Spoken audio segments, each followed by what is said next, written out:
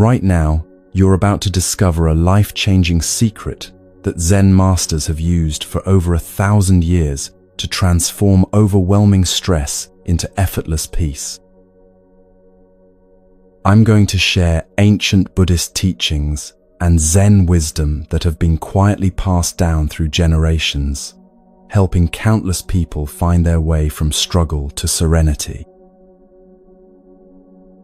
Each teaching contains a hidden key that unlocks your mind's natural ability to release control and find deep inner calm. And here's what makes this different from ordinary stress relief.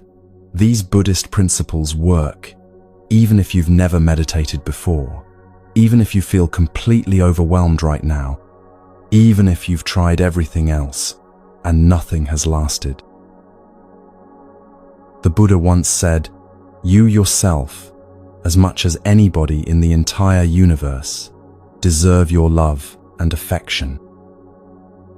In the next 3 hours, you'll discover exactly what this means and how to stop being your own worst enemy. As we journey through stories of wise monks, flowing rivers, and unexpected moments of clarity, you'll notice something remarkable happening. Your shoulders will begin to soften, your breathing will naturally deepen, and you'll find yourself letting go of burdens you didn't even realize you were carrying. If this feels like exactly what you need right now, let me know in the comments where you're listening from. So make yourself comfortable, grab a soft blanket or pillow, let your body settle into this moment. Take one deep breath with me now. And as you exhale, know that you've just taken the first step toward learning how to let life support you instead of fighting it every single day. Let's begin with our first teaching about the nature of flow itself.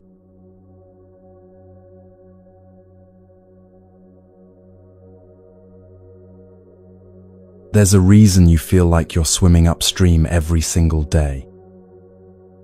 You've been taught that life is something to conquer, that peace is something to achieve, that happiness is something to chase down and capture before it slips away. But what if I told you that this very approach, this constant fighting and forcing, is exactly what's been keeping you trapped in cycles of exhaustion and overwhelm? In ancient China, there lived a Zen master named Chuang Tzu, who watched a butcher work with such effortless grace that his knife never dulled, even after 19 years of use. When asked about his secret, the butcher smiled and said, "I don't cut through the bone, I find the spaces between." This simple story holds the key to everything we're going to explore together tonight. You see, life isn't meant to be a battle. The Buddha discovered this truth 2,500 years ago when he realized that our suffering doesn't come from life's difficulties, it comes from our resistance to them. Every time you tense up against what's happening, every time you fight what is, you're cutting through bone instead of finding the natural spaces where movement flows effortlessly. In Buddhist teaching, this effortless way of being is called Wu Wei, action without forcing, movement without struggle. It's not about being passive or giving up on your dreams. It's about learning to work with life's natural rhythms instead of against them, like a skilled sailor who uses the wind instead of fighting it. Think about your breathing right now. You're not forcing each breath to happen. It's flowing naturally, effortlessly, without your conscious control. This is what flow looks like in your daily life, when you stop trying to micromanage every moment and start trusting the deeper intelligence that's been keeping you alive since the day you were born. Right now, I want you to give yourself permission to stop. Stop trying so hard to fix everything. Stop pushing for outcomes. Stop carrying the weight of everyone else's expectations on your shoulders. Just for these next few hours, let yourself imagine what it would feel like to move through your days with the same effortless grace as that ancient butcher, finding the spaces where life naturally wants to flow. The exhaustion you feel isn't because life is too hard. It's because you've been making it harder than it needs to be. Tonight, we're going to remember how to let life support you instead of you having to support everything else. We're going to discover what the great Zen masters knew, that the most powerful action often comes from the deepest stillness, and the greatest strength is found in learning how to yield.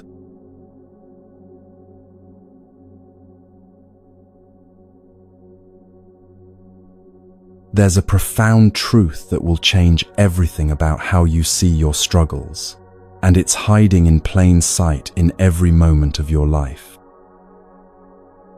Right now, the cells in your body are changing, your thoughts are shifting, your breath is moving in and out in a rhythm that has never stopped since you were born.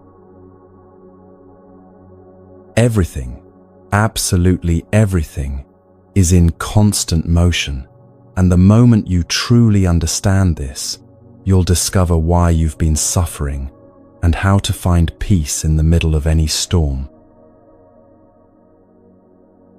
The Buddha called this truth anicca, the reality that nothing in this world stays the same.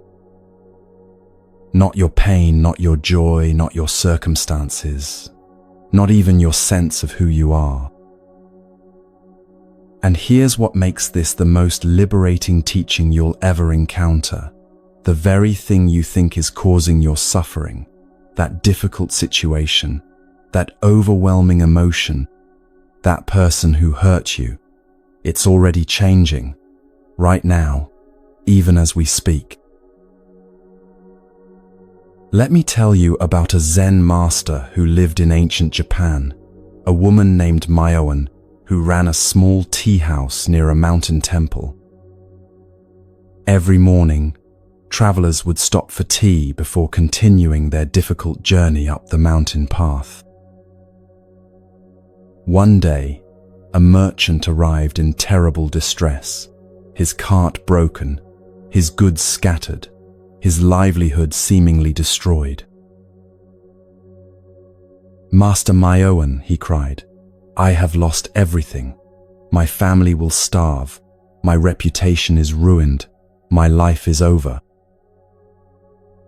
The master calmly poured him tea and said, "Tell me, honored guest, is the water in this cup the same water that was in the river yesterday?" The merchant looked confused. "Of course not, master. Water flows. It's always moving. Always changing." Myoan smiled gently. "And yet, you believe your circumstances are frozen in place forever?"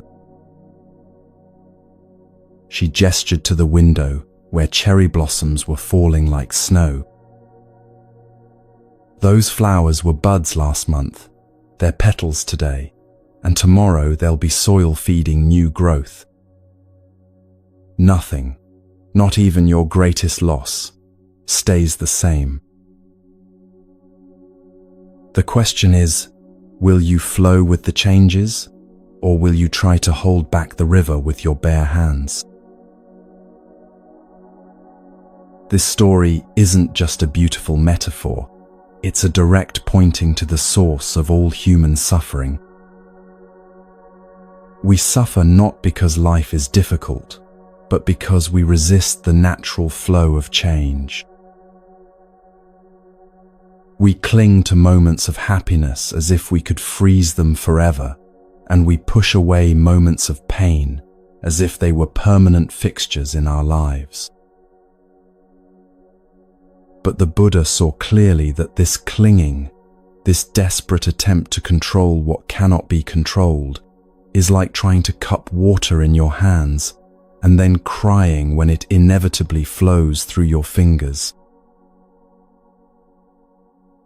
Think about your own life right now.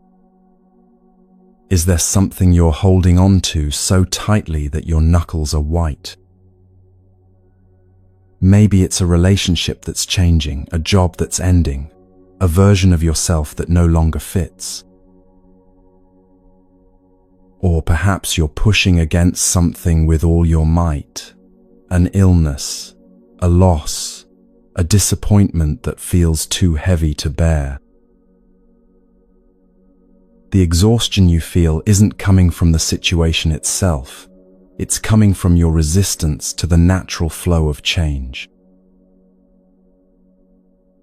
The Buddha once said, "Of all footprints, that of the elephant is supreme.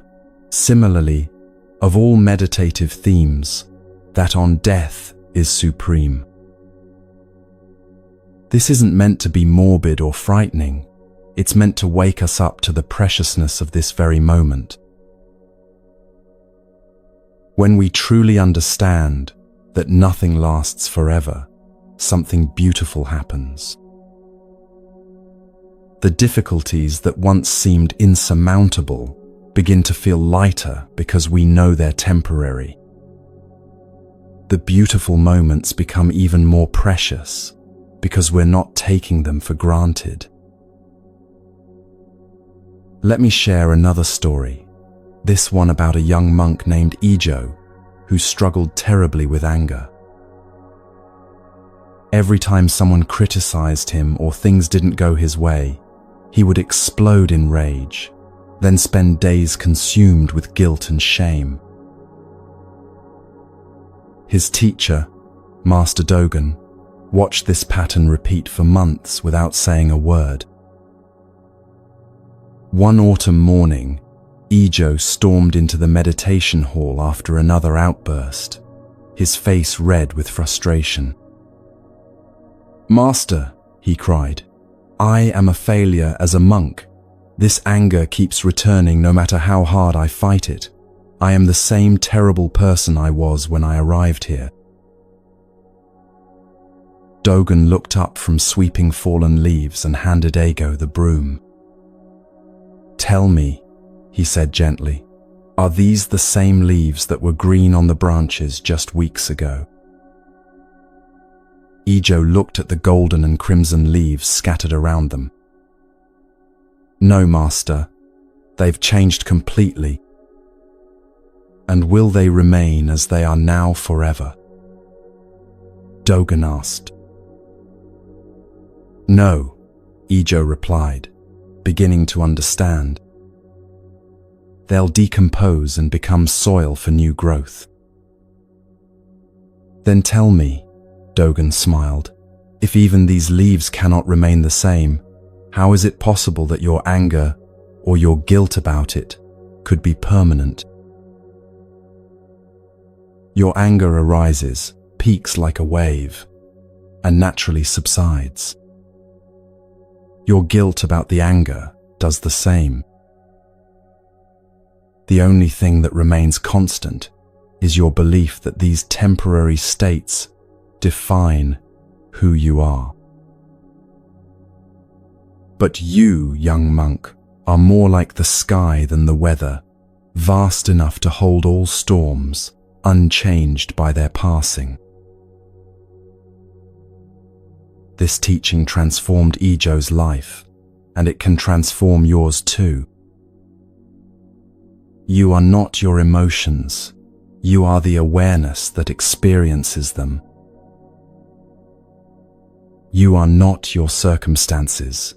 You are the consciousness that witnesses them unfold. And just as storms pass through the sky without damaging it, all of your experiences, both wonderful and terrible, pass through the vast space of your awareness, without defining or limiting who you truly are. But let's bring this wisdom down to earth. into the very real struggles you're facing right now. Maybe you're dealing with anxiety that feels overwhelming and endless. The teaching of impermanence reminds you that anxiety is not a solid thing. It's a constantly shifting experience that rises and falls like waves in the ocean. When you stop fighting the wave and start watching its natural rhythm, you discover that even the most intense anxiety has peaks and valleys, moments of intensity and moments of calm. I want to tell you about a businessman named Tanaka who came to see Master Huangpo in ancient China. Tanaka was successful by every measure, wealthy, respected, powerful, but he was tormented by anxiety about losing everything he had built. He couldn't sleep, couldn't enjoy his success, couldn't stop worrying about the future. "Master," he pleaded, "please give me a teaching that will end my suffering. I will pay any amount, make any donation to your temple." Huangpo smiled and picked up a beautiful porcelain cup, one of the finest pieces in the monastery. Without warning, he dropped it on the stone floor, where it shattered into countless pieces. Tanaka gasped in horror. "Master, that cup was priceless. Why did you destroy something so beautiful?" Huangpo looked at him with infinite compassion. "Tell me, honored guest, are you suffering because the cup is broken, or because you believed it would last forever?" "The cup fulfilled its purpose perfectly," the master continued. "It held tea, brought beauty to our lives, and now it teaches us the most important lesson of all, that nothing in this world is permanent, and trying to make it so is the source of all our pain. Your anxiety isn't protecting your business, it's preventing you from enjoying the success you have right now.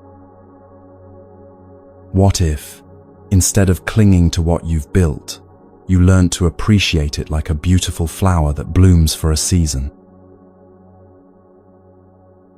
Tanaka stared at the broken pieces, and suddenly something inside him broke too, not his spirit, but his desperate need to control the uncontrollable. Tears streamed down his face as he realized he had been spending all his energy trying to make permanent what was naturally temporary.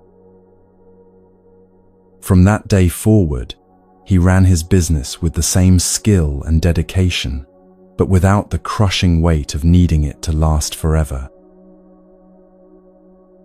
Paradoxically, when he stopped clinging so tightly, his business thrived even more because he could make decisions from clarity rather than fear.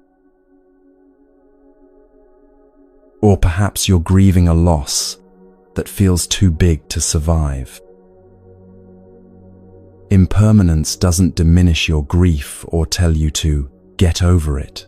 Instead, it offers you the profound comfort of knowing that even the deepest pain is not a permanent resident in your heart.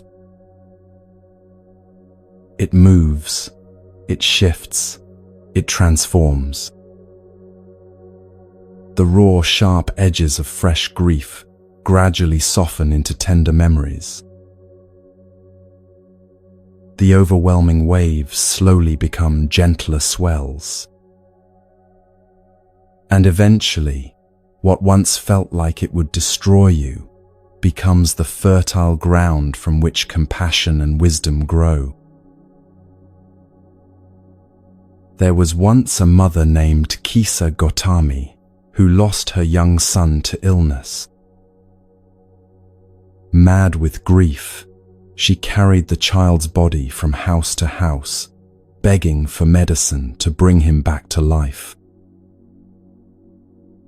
The people of her village, moved by her pain but knowing her request was impossible, sent her to the Buddha.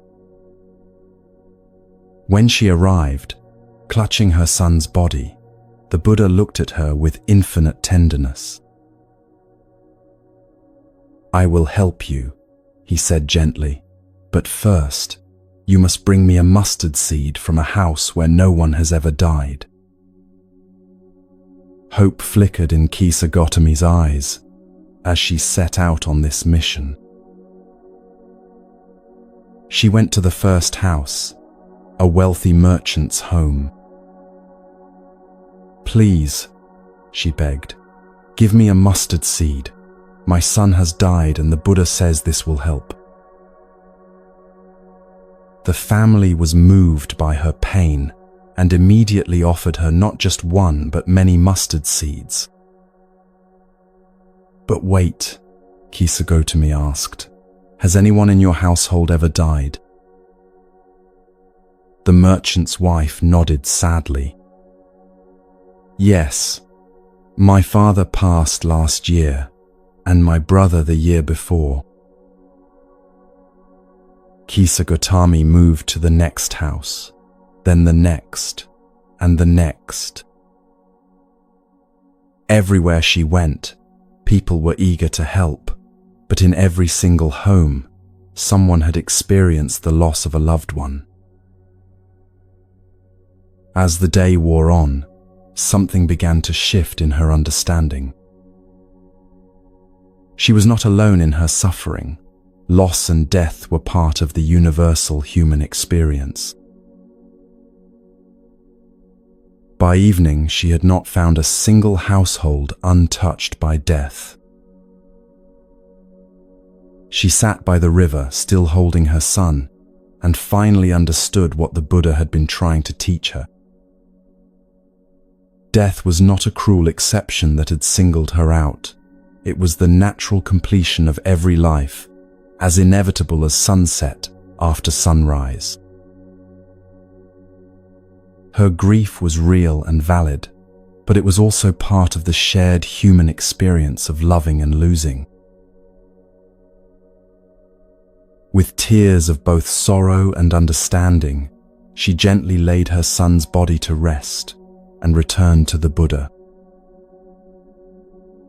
"Master," she said, "I could not find the mustard seed you requested.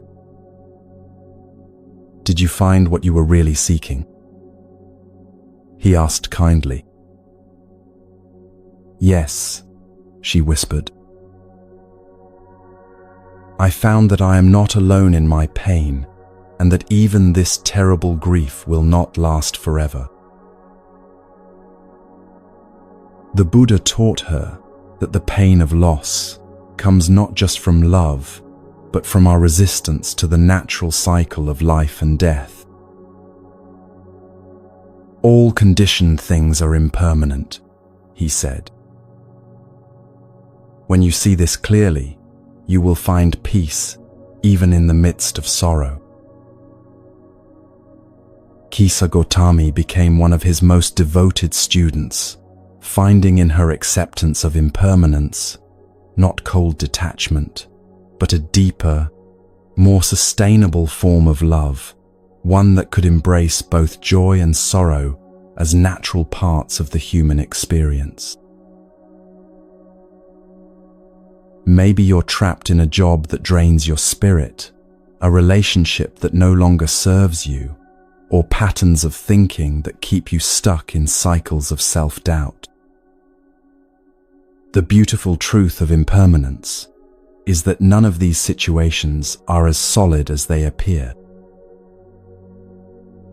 Even the most entrenched circumstances are constantly shifting, creating small openings for change that you might not have noticed before.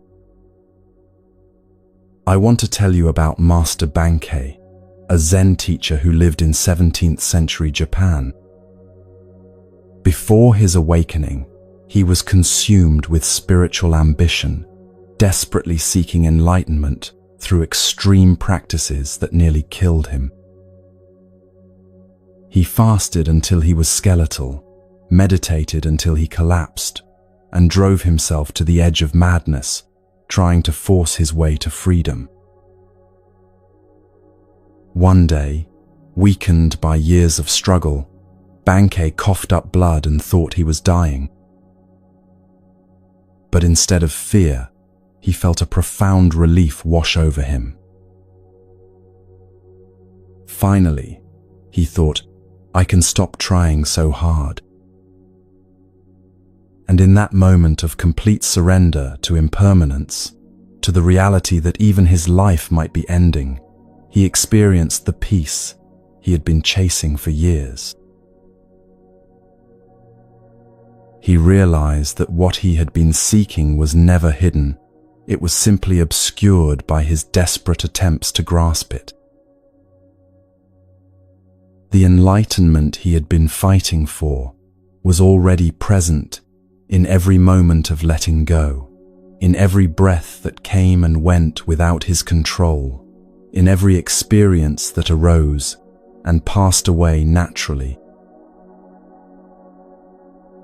From that day forward, Bankei taught the simplest and most profound message: you are already perfect exactly as you are. Your only problem is that you don't believe it. He would tell his students, don't try to become a Buddha. You're already Buddha nature experiencing temporary thoughts and feelings. Don't fight the thoughts. Don't chase the feelings. Just notice that they come and go while you remain. This is the ultimate freedom that comes from understanding impermanence. You don't have to fix yourself, improve yourself, or become someone different to be worthy of peace. You simply have to stop clinging to the temporary experiences that flow through your awareness and remember that you are the vast, unchanging space in which all change occurs. Let me offer you a practice that can help you experience this truth directly. Right now, wherever you are, take a moment to notice something in your immediate environment. Perhaps the sound of traffic, the feeling of air on your skin, or the quality of light in the room. Really pay attention to it for about 10 seconds. Now notice, has it stayed exactly the same? The traffic sounds have shifted. The sensation on your skin has changed. The light has moved slightly. Even in this brief moment, you've witnessed impermanence in action. Nothing, absolutely nothing, remains static. And this isn't a philosophical concept. It's the living reality of every moment. Your thoughts right now are different from your thoughts 5 minutes ago. Your body has changed. New cells have been born. Others have died. Your breath has cycled thousands of times. You are literally not the same person who began listening to these words. This realization can be initially unsettling. If everything is constantly changing, where do we find security? But the Buddha discovered that true security doesn't come from trying to stop change. It comes from learning to flow with it gracefully. It's like learning to swim instead of fighting the water. The water will always be stronger than you, but when you stop fighting it and start moving with its currents, it becomes your ally instead of your enemy. Consider your greatest fear right now. Maybe it's the fear of loss, of failure, of being alone, of not being good enough. That fear feels so solid, so permanent, doesn't it? But watch it closely over the next few days. Notice how it changes intensity, how it comes and goes, how it's stronger in the morning or evening, how it shifts based on your thoughts, your environment, your physical state. You'll begin to see that even your deepest fears are not solid entities. They're constantly changing experiences that only have power when you believe they're permanent. The same is true for your pain, your anger, your sadness, your loneliness. And here's the beautiful paradox. It's also true for your joy, your love, your moments of peace and clarity. When you stop clinging to the positive experiences, trying to make them last forever, you actually allow yourself to enjoy them more fully. When you stop resisting the difficult experiences, knowing they're temporary, they lose their power to overwhelm you. There's an ancient Zen saying, "You are perfect as you are, and you could use a little improvement." This isn't a contradiction. It's pointing to the dynamic nature of existence. You are perfect in this moment, exactly as you are, because this moment is all there is. And you are also constantly changing, constantly growing, constantly becoming something new. The improvement happens naturally when you stop fighting the flow of change and start trusting it. The Buddha taught that there are 3 marks of existence: impermanence, suffering, and non-self. We suffer because we don't understand impermanence, and we don't understand impermanence because we cling to a solid sense of self that doesn't actually exist. But when we begin to see clearly that everything is constantly changing, including our sense of who we are, we discover a freedom that can't be taken away by any external circumstance. Let me tell you one more story about a master named Joshu who lived to be 120 years old.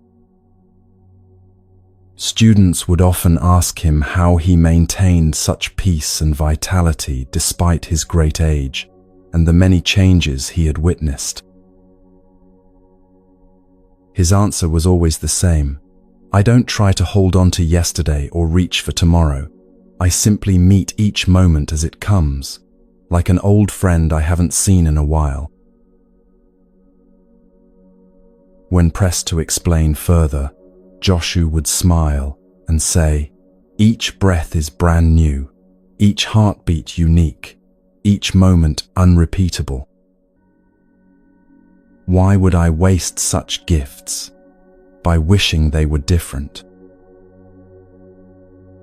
I am curious to see what each moment will teach me, what each change will reveal."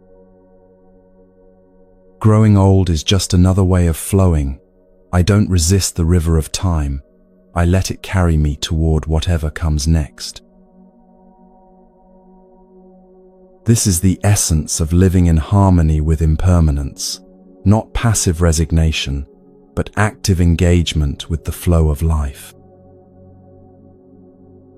When you understand that change is not your enemy but your teacher, you begin to approach each day with curiosity instead of dread. You start to see challenges as opportunities for growth, losses as chances to discover what truly matters, and uncertainty as the space where new possibilities can emerge.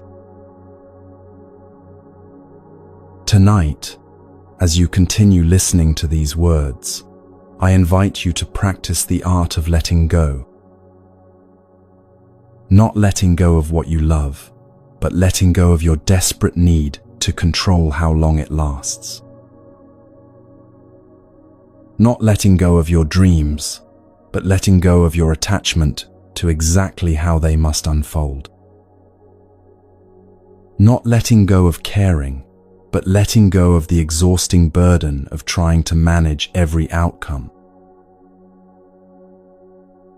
Remember the merchant whose cart was broken, and how Master Mayawan taught him to see his circumstances as temporary. He learned to rebuild his business with a new understanding that success and failure are both temporary visitors, and his happiness didn't depend on controlling which one was visiting at any given time. He became successful again, but more importantly, he became free from the fear of loss, because he understood that loss, like everything else, is temporary. This is the gift that awaits you when you truly embrace the truth of impermanence. You become like water, flexible, responsive, able to flow around obstacles instead of being stopped by them. You become like the sky, vast enough to hold any weather, unchanged by the storms that pass through.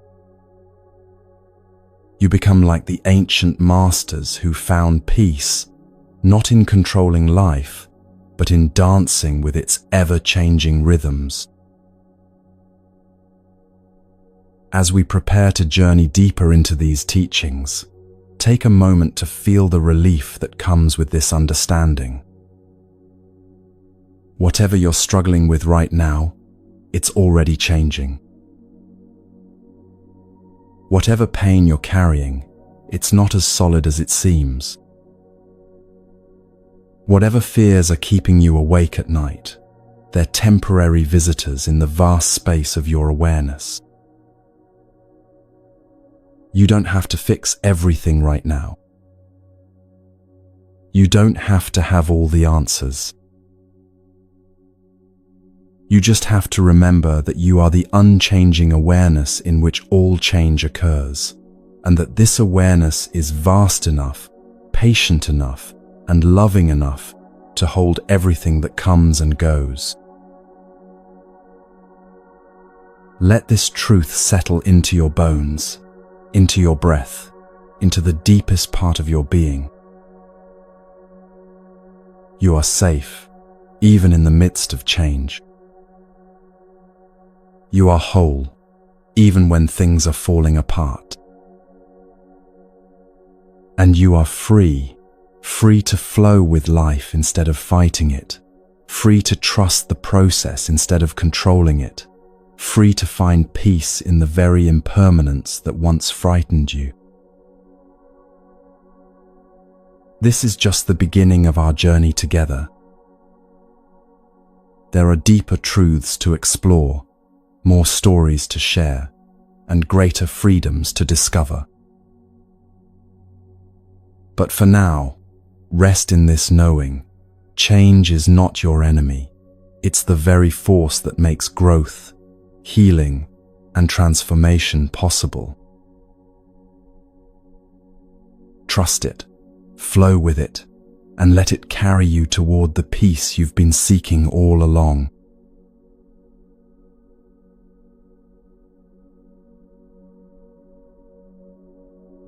Right now, as you listen to these words, there's something happening that you've probably never noticed before.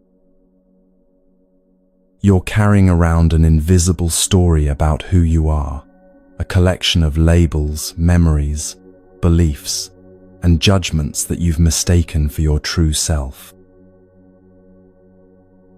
This story feels so real, so solid, so fundamentally you, that questioning it might seem impossible or even frightening.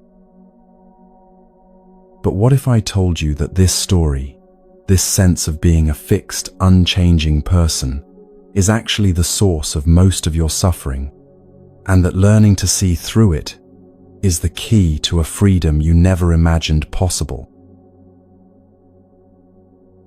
The Buddha made one of the most radical discoveries in human history when he realized that what we call self is actually an elaborate illusion. He called this insight anatta, or anatman, the teaching that there is no fixed, permanent self to be found anywhere in our experience. This doesn't mean you don't exist. Of course you do. But it means that who you really are is far more spacious, flexible, and free than the narrow story you've been telling yourself. Let me share with you the story of a young woman named Sari, who lived in ancient India during the Buddha's time. She was known throughout her village as the angry one, a person so defined by her quick temper that people would whisper warnings to each other when she approached. Sari herself had completely identified with this role, believing deeply that anger was simply who she was, part of her unchangeable nature. One day, exhausted by the weight of her reputation and the constant conflict it created, Sari sought out the Buddha. "Blessed One," she said, her voice tight with frustration, "I am cursed with a terrible nature. I am an angry person, and I cannot change this about myself. Everyone knows it, everyone expects it, and I'm tired of disappointing people when I try to be different." The Buddha looked at her with infinite compassion and asked a simple question. "Tell me, when you were sleeping last night, were you angry?" Sari looked confused. "No, of course not. I was asleep." "And when you were laughing with a child yesterday, I saw you playing with your neighbor's daughter. Were you angry then?" "No," she admitted quietly. "I felt joy." "Then tell me," the Buddha continued gently, "if you were truly an angry person, if anger was your fixed nature, how could you ever experience anything else? How could you sleep peacefully, laugh joyfully, or even feel curiosity about changing? What you call your anger is actually a temporary visitor in the vast space of your awareness, a cloud passing through the sky, not the sky itself." This conversation changed Sari's life completely. She began to see that she had been confusing temporary experiences with permanent identity.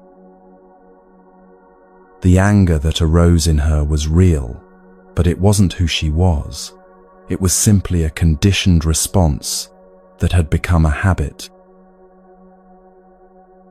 When she stopped defending her identity as an angry person, she created space for other qualities to emerge: patience, kindness, wisdom that had always been there, but were hidden beneath her fixed self-image. This is exactly what's happening in your own life right now. You've created a story about who you are based on your past experiences, your successes and failures, your personality traits, your relationships, your career, your beliefs.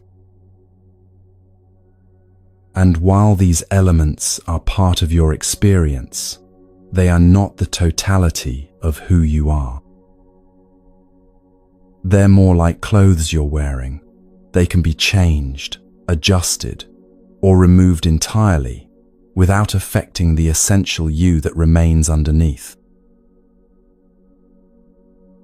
The Buddhist teaching of non-self isn't asking you to become nobody. It's inviting you to discover that you're much bigger than the somebody you thought you were.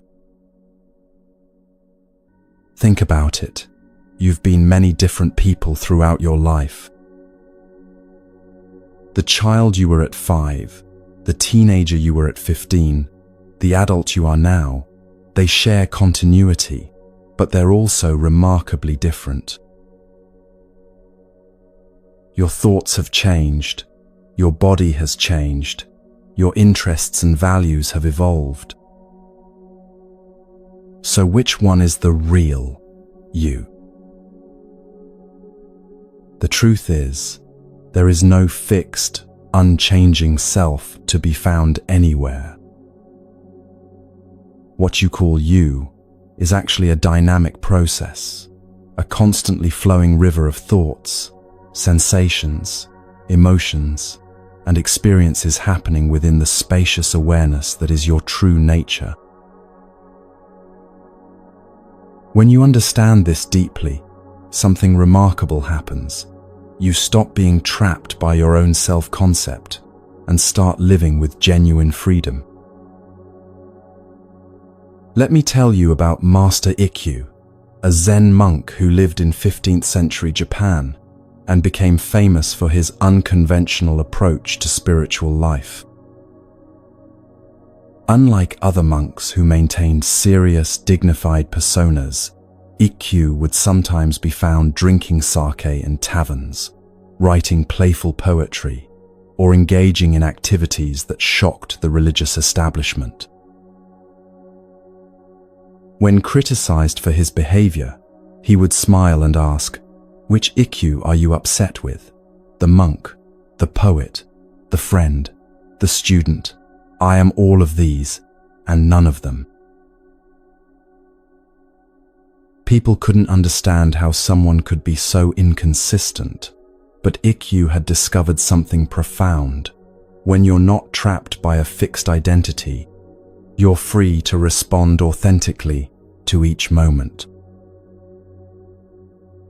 He wasn't being fake or hypocritical. He was demonstrating what it looks like to live without the prison of self-definition. In the temple, he was fully present as a monk. In the tavern, he was fully present as a friend. In his poetry, he was fully present as an artist. He had learned to wear his roles lightly, like costumes that could be put on and taken off as needed. One of his most famous poems captures this freedom perfectly. Having nothing, nothing can be lost. Having no fixed identity, I am free to become anything the moment requires. What joy there is in this emptiness. What peace in having no self to defend. This might sound frightening at first. After all, if you're not who you think you are, then who are you? But this question itself reveals the trap. You're asking who, as if there must be a fixed answer, a solid identity to grasp onto. But what if the answer isn't a who, but a what? What if you're not a person having experiences, but awareness itself, temporarily taking the form of a person? The Buddha once said, "In the seeing, there is only seeing, no seer. In the hearing, there is only hearing, no hearer. In the thinking, there is only thinking, no thinker." This points to a radical truth. What you call yourself is actually just awareness, experiencing different phenomena, moment by moment. There's no separate entity standing apart from experience, observing it from the outside. There's just the pure experiencing itself. Let me share another story about a wealthy merchant named Chen, who came to visit Master Yunmen in ancient China.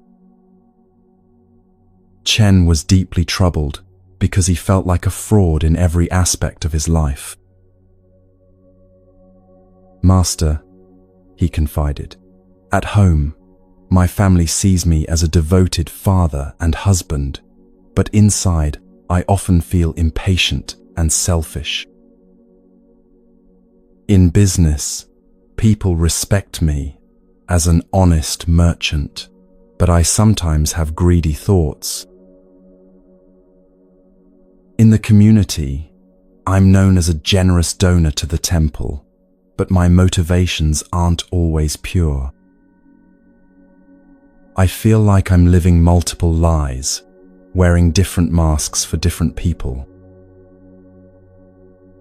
Which one is the real me? Yunmen listened patiently, then picked up a mirror from his desk. Tell me, he said, when this mirror reflects the mountain, is it a mountain mirror? When it reflects the sky, is it a sky mirror? When it reflects your face, is it a Chen mirror? No, master, Chen replied, beginning to understand. It's just a mirror, reflecting whatever appears before it. Exactly, Yun, Men smiled. You are like this mirror, pure awareness reflecting different experiences, different roles, different aspects of being human. The problem isn't that you have multiple facets. The problem is that you believe you must be only one fixed thing. A mountain doesn't stop being a mountain when clouds pass over it, and you don't stop being you when different thoughts and feelings arise. The mirror is never stained by what it reflects, and your true nature is never limited by the temporary experiences that appear within it. This teaching transformed Chen's relationship with himself completely. He stopped trying to maintain a consistent personality and started appreciating the richness of his multifaceted humanity. He could be genuinely patient with his children while acknowledging moments of irritation. He could be honestly generous while recognizing mixed motives. He could be authentically spiritual while embracing his human imperfections. He discovered that authenticity doesn't mean being consistent. It means being honest about the full spectrum of your experience, without needing to defend or justify any of it. This is what the Buddha meant when he taught about the 5 aggregates: form, sensation, perception, mental formations, and consciousness. He showed that what we call self is actually these 5 constantly changing processes working together, with no fixed entity controlling or experiencing them. It's like a symphony. There's music, but no separate musician apart from the playing. There's melody, harmony, and rhythm, but no solid symphony self that exists independently of these elements. When you really understand this, something profound shifts in how you relate to your problems. You stop taking your thoughts so personally because you realize they're just mental formations arising and passing away in awareness. You stop being so defensive about criticism because you're not protecting a fixed image anymore. You stop feeling trapped by your past because you realize that the person who had those experiences was already a different configuration of the 5 aggregates than who you are now. Let me tell you about a modern application of this ancient wisdom. There was a woman named Sarah who came to understand non-self during a particularly difficult period in her life. She had recently gone through a divorce, lost her job, and was struggling with depression. For months, she identified completely with these circumstances, thinking, I am a failure, I am broken, I am someone who can't handle life. One evening, while walking in her garden, she noticed how the flowers were constantly changing, buds opening, petals falling, new growth emerging, Suddenly, she had a profound realization. The depression she was experiencing was like the weather in her inner sky, real, present, sometimes overwhelming, but not who she was. The failure she felt was like clouds passing through the vast space of her awareness, temporary formations that would eventually dissolve and be replaced by something else. This insight didn't make her problems disappear overnight, but it changed her relationship to them completely. Instead of being consumed by the identity of a depressed person, she could acknowledge the experience of depression while remaining connected to the awareness that was witnessing it. She could feel sad without becoming sadness, disappointed without becoming disappointment, scared without becoming fear. This gave her tremendous freedom to respond to her circumstances with wisdom rather than react from identification. The Buddha taught that our belief in a fixed self creates three fundamental forms of suffering: greed, hatred, and delusion. Greed arises when we think we need to get something to complete or improve our self-image. Hatred emerges when we perceive threats to our identity and try to push them away. Delusion keeps us trapped in the illusion that there's a solid self that needs protecting, improving, or defending in the first place. When you see through the illusion of fixed selfhood, all three forms of suffering naturally begin to dissolve. This doesn't mean you become passive or stop caring about your life. Instead, you start engaging with life from a place of freedom rather than compulsion. You can still have preferences, make plans, and work toward goals, but you're not driven by the desperate need to maintain or enhance a self-image. You can love deeply without possessing, create passionately without attachment, and give generously without keeping score, because there's no separate self that needs to gain or lose anything.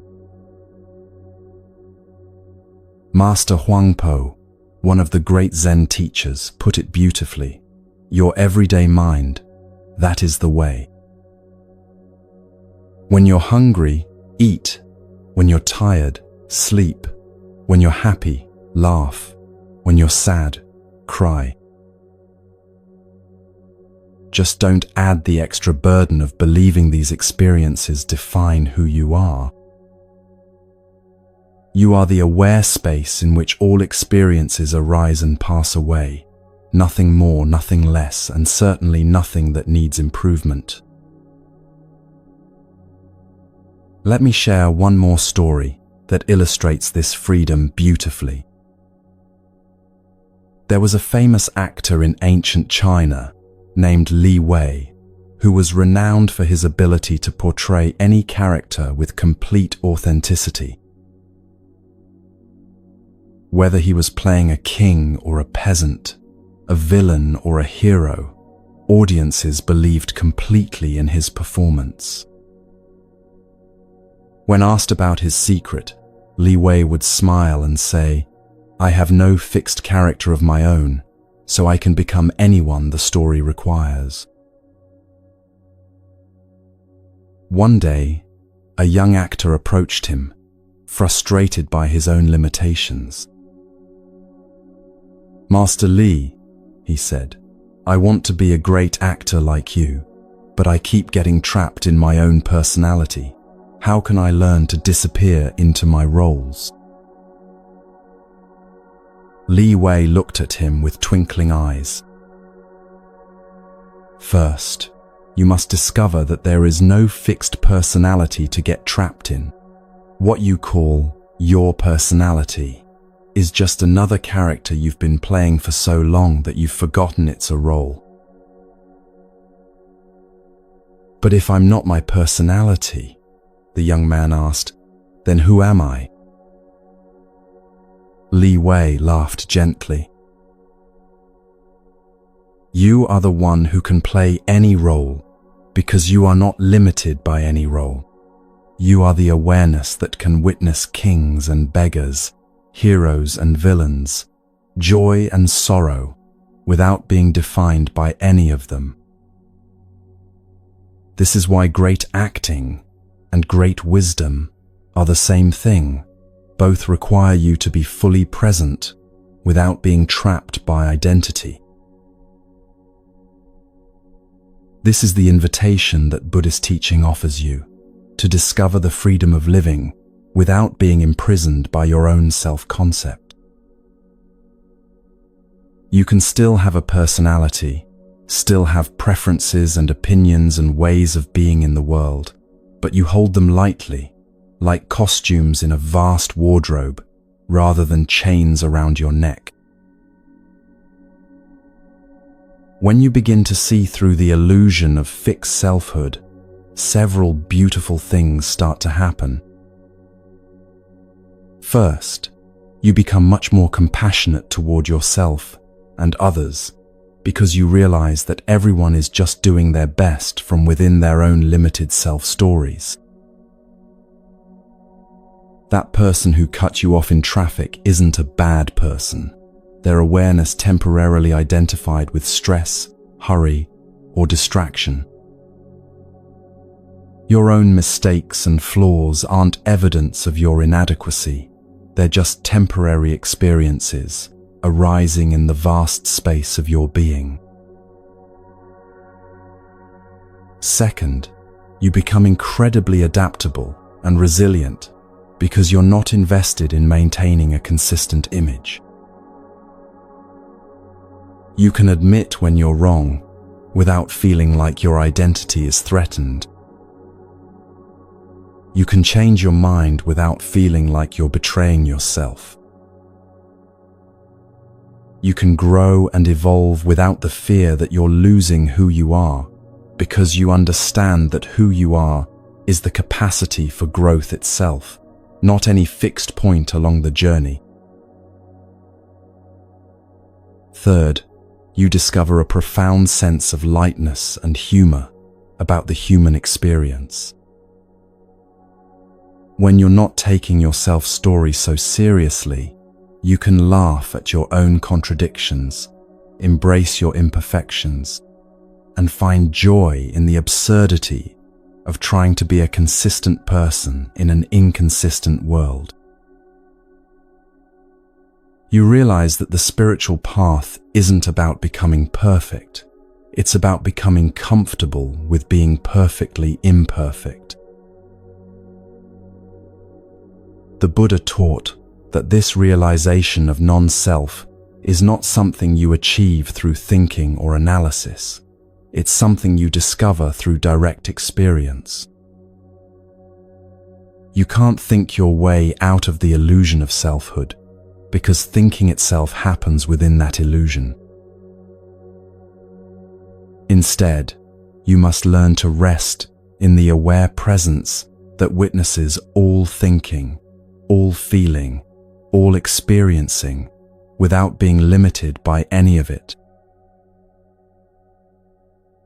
This is why meditation and mindfulness are so essential to this understanding.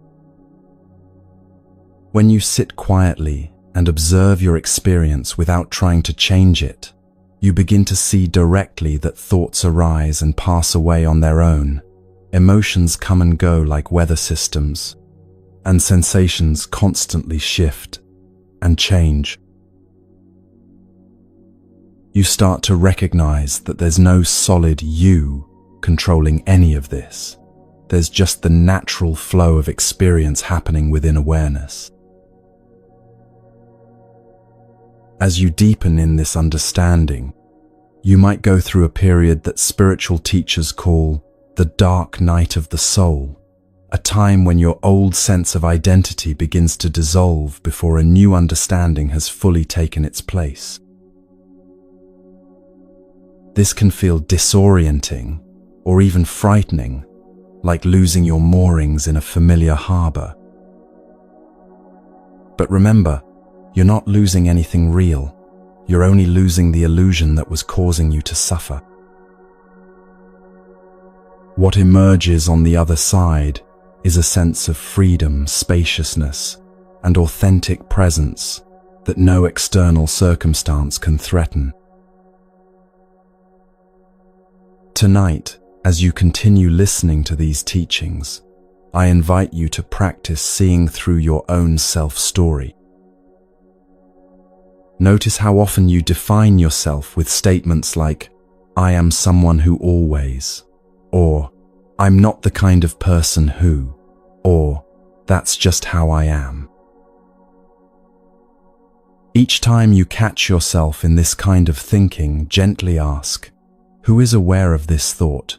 Who is witnessing this belief about myself?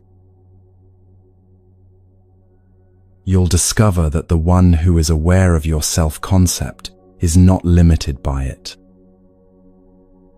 The awareness that witnesses your personality is more spacious than any personality. The consciousness that observes your story is not trapped within that story. This awareness, this witnessing presence, this open space of knowing, this is who you really are. You are not your thoughts, because you can observe your thoughts. You are not your emotions, because you can witness your emotions. You are not your body, because you can be aware of your body. You are not your story, because you can see your story as just another object appearing in consciousness. You are the awareness itself, vast, open, unchanging, and free. This understanding brings tremendous relief because it means you don't have to fix yourself, improve yourself, or become someone different to be whole. You already are the wholeness you've been seeking. You don't need to defend your image because you realize there's no solid image to defend. You don't need to prove your worth because your worth is not dependent on any story or achievement. It's inherent in your very being.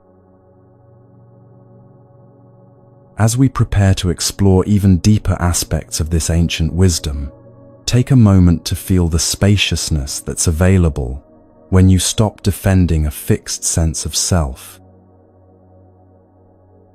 Notice how much mental energy becomes available when you're not constantly monitoring and managing your self-image.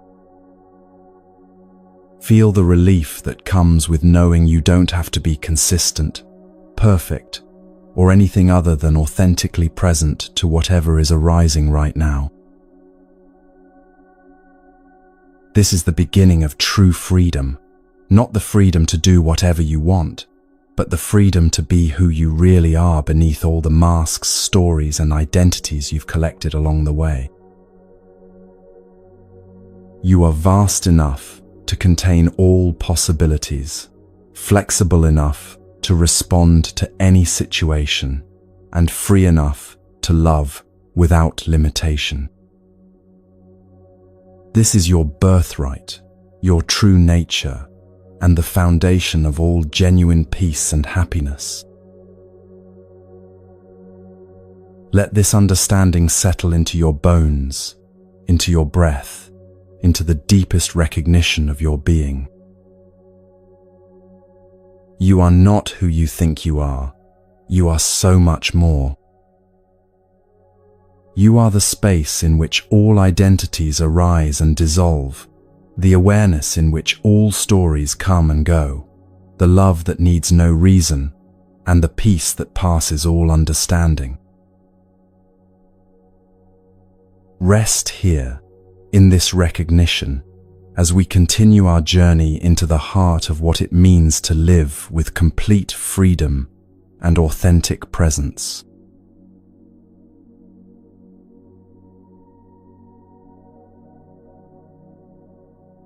In this very moment, you're living in the middle of a great storm.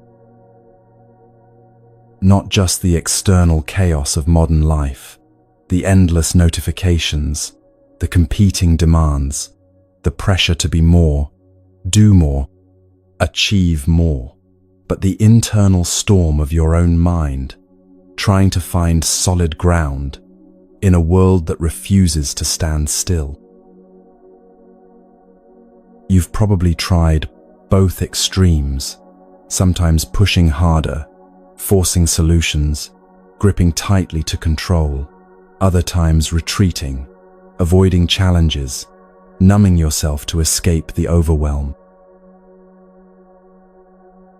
But what if I told you there's a third way, an ancient path discovered by the Buddha himself that leads directly through the center of the storm to a place of unshakable peace? This is the middle way, and it might be the most practical spiritual teaching ever discovered. It's not about finding some perfect balance point and staying there. That's impossible in a dynamic world. Instead, it's about learning to move gracefully between extremes, like a skilled sailor who knows when to adjust the sails, when to ride the wind, and when to drop anchor and wait for the storm to pass. Let me tell you the story of how the Buddha discovered this profound truth. For 6 years before his awakening, Prince Siddhartha practiced the most extreme forms of spiritual discipline imaginable. He fasted until his body was nothing but skin and bones, meditated until he nearly died from exhaustion, and tortured himself with practices so severe that his 5 companions were awed by his dedication. He believed that enlightenment could only come through the complete rejection of comfort, pleasure, and ease. But after years of this self-torture, he was no closer to freedom than when he began. His body was broken, his mind was clouded by weakness, and his spirit was crushed by the futility of his efforts. One day, as he sat by a river barely conscious from hunger, he heard a music teacher instructing his student on tuning a sitar. "If you tighten the strings too much," the teacher said, "they will snap and produce no music. If you leave them too loose, they will produce only noise. But when the tension is just right, neither too tight nor too loose, the most beautiful music can emerge." In that moment, Siddhartha understood everything.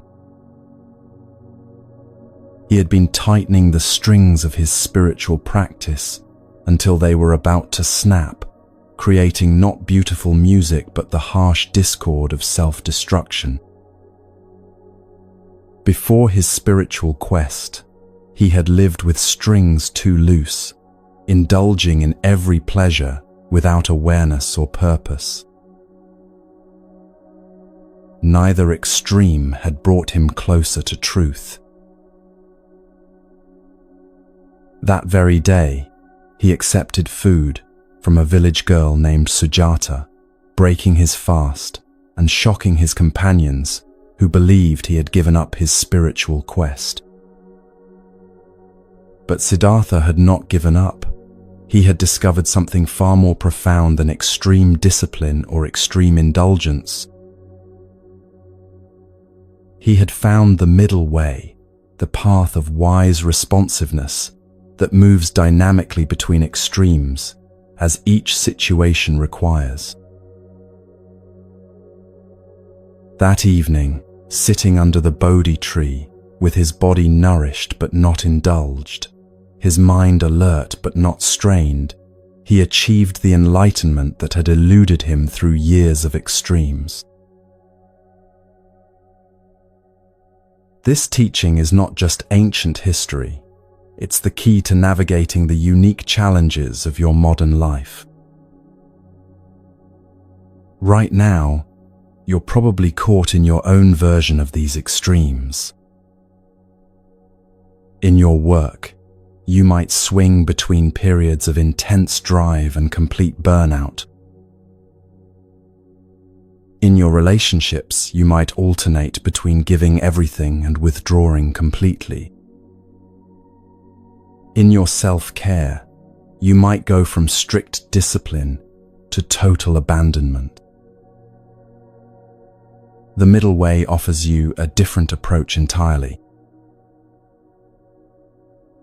Let me share the story of Master Linji, a Zen teacher who lived in 9th century China and became famous for his ability to respond perfectly to any situation without getting caught in extremes. Students would come to him with the most complex problems, expecting elaborate philosophical answers, but Linji had a gift for cutting straight to the heart of things with startling simplicity. One day, a wealthy merchant named Wang arrived at the monastery in a state of complete agitation. "Master," he said, "I am torn between two impossible choices. My business is failing, and I must decide whether to take a huge risk that could save everything, or lose what little I have left, or play it safe and slowly watch everything I've built crumble away. Every advisor gives me different counsel. Some say be bold, others say be cautious. I'm paralyzed by the decision and running out of time." Linji listened calmly, then stood up and walked to a small garden where bamboo grew beside the monastery wall. He pointed to the bamboo swaying gently in the breeze. "Tell me," he said to Wang, "is this bamboo being bold or cautious?" Wang stared at the bamboo, confused. I don't understand, Master. It's just bamboo moving in the wind." "Exactly," Linji smiled. "It's not trying to be bold or cautious. It's responding to what is actually happening. When the wind is gentle, it sways lightly. When the wind is strong, it bends deeply. When there's no wind, it stands straight. It never breaks because it never fights the conditions, but it never gives up its essential nature either. Your business decision will become clear when you stop trying to choose between being bold or cautious and start responding to what the situation actually requires."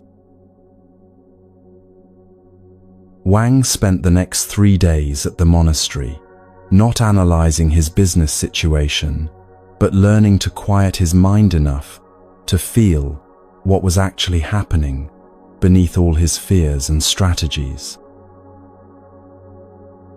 By the 4th day, he knew exactly what to do, a creative solution that was neither the risky gamble nor the safe retreat his advisors had proposed, but a responsive middle path that honored both prudence and courage. His business not only survived but thrived, because his decision came from wisdom rather than fear or greed. This is what the middle way looks like in practical application, not a rigid adherence to moderation, but a dynamic responsiveness that knows when to lean in and when to pull back, when to speak and when to remain silent, when to act and when to wait. It's like learning to dance with life instead of fighting it or surrendering to it completely. The Buddha taught that there are three fundamental ways we get trapped in extremes: through attachment, aversion, and ignorance. Attachment makes us cling too tightly, like over-tightening the strings of the sitar. Aversion makes us push too hard against what we don't want, creating resistance and conflict. Ignorance keeps us unconscious of what's actually happening, so we react from old patterns instead of responding to present reality. The middle way is the path of conscious, responsive engagement that avoids all three traps. Let me tell you about a modern woman named Maria who discovered this balance during one of the most challenging periods of her life.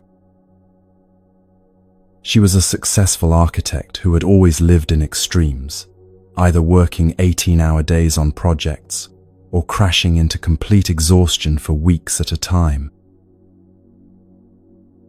Her relationships followed the same pattern: intense periods of connection, followed by emotional withdrawal when things got difficult. When Maria's mother was diagnosed with Alzheimer's disease, her tendency toward extremes became unsustainable. At first, she threw herself into caregiving with the same intensity she brought to her work, trying to control every aspect of her mother's care, researching every treatment, and pushing herself to the breaking point. When that approach led to burnout and resentment, she swung to the opposite extreme, distancing herself emotionally and leaving most of the care to professional services. Neither approach brought her peace or served her mother well. Through a friend, Maria discovered Buddhist meditation and began attending talks at a local Zen center. There, she learned about the middle way and began to apply it to her impossible situation. Instead of trying to control her mother's illness or escape from it entirely, Maria learned to be present with whatever each day brought. Some days, she had the energy and emotional capacity to spend hours with her mother. Other days, she could only manage a brief visit or phone call. Instead of judging herself for these variations, or trying to maintain perfect consistency, she began to honor her own rhythms and limitations, while still showing up with love. She discovered that the middle way wasn't about doing less or doing more. It was about doing what was needed with awareness and compassion for both herself and her mother. On days when her mother was confused and agitated, Maria learned to stay calm and present, without trying to fix the situation. On days when her mother was lucid, she treasured their conversations without clinging to them or demanding they happen more often. This approach transformed not only her relationship with her mother's illness, but her entire way of being in the world. Her work became more sustainable because she learned to engage fully while recognizing her limits.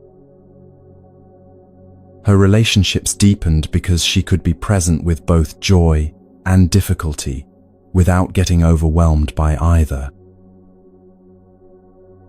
She had found what the Buddha called the middle path that leads to peace, not a perfect balance, but a dynamic responsiveness that could meet any situation with wisdom. The middle way is especially crucial in our current cultural moment because we're constantly bombarded with messages that push us toward extremes.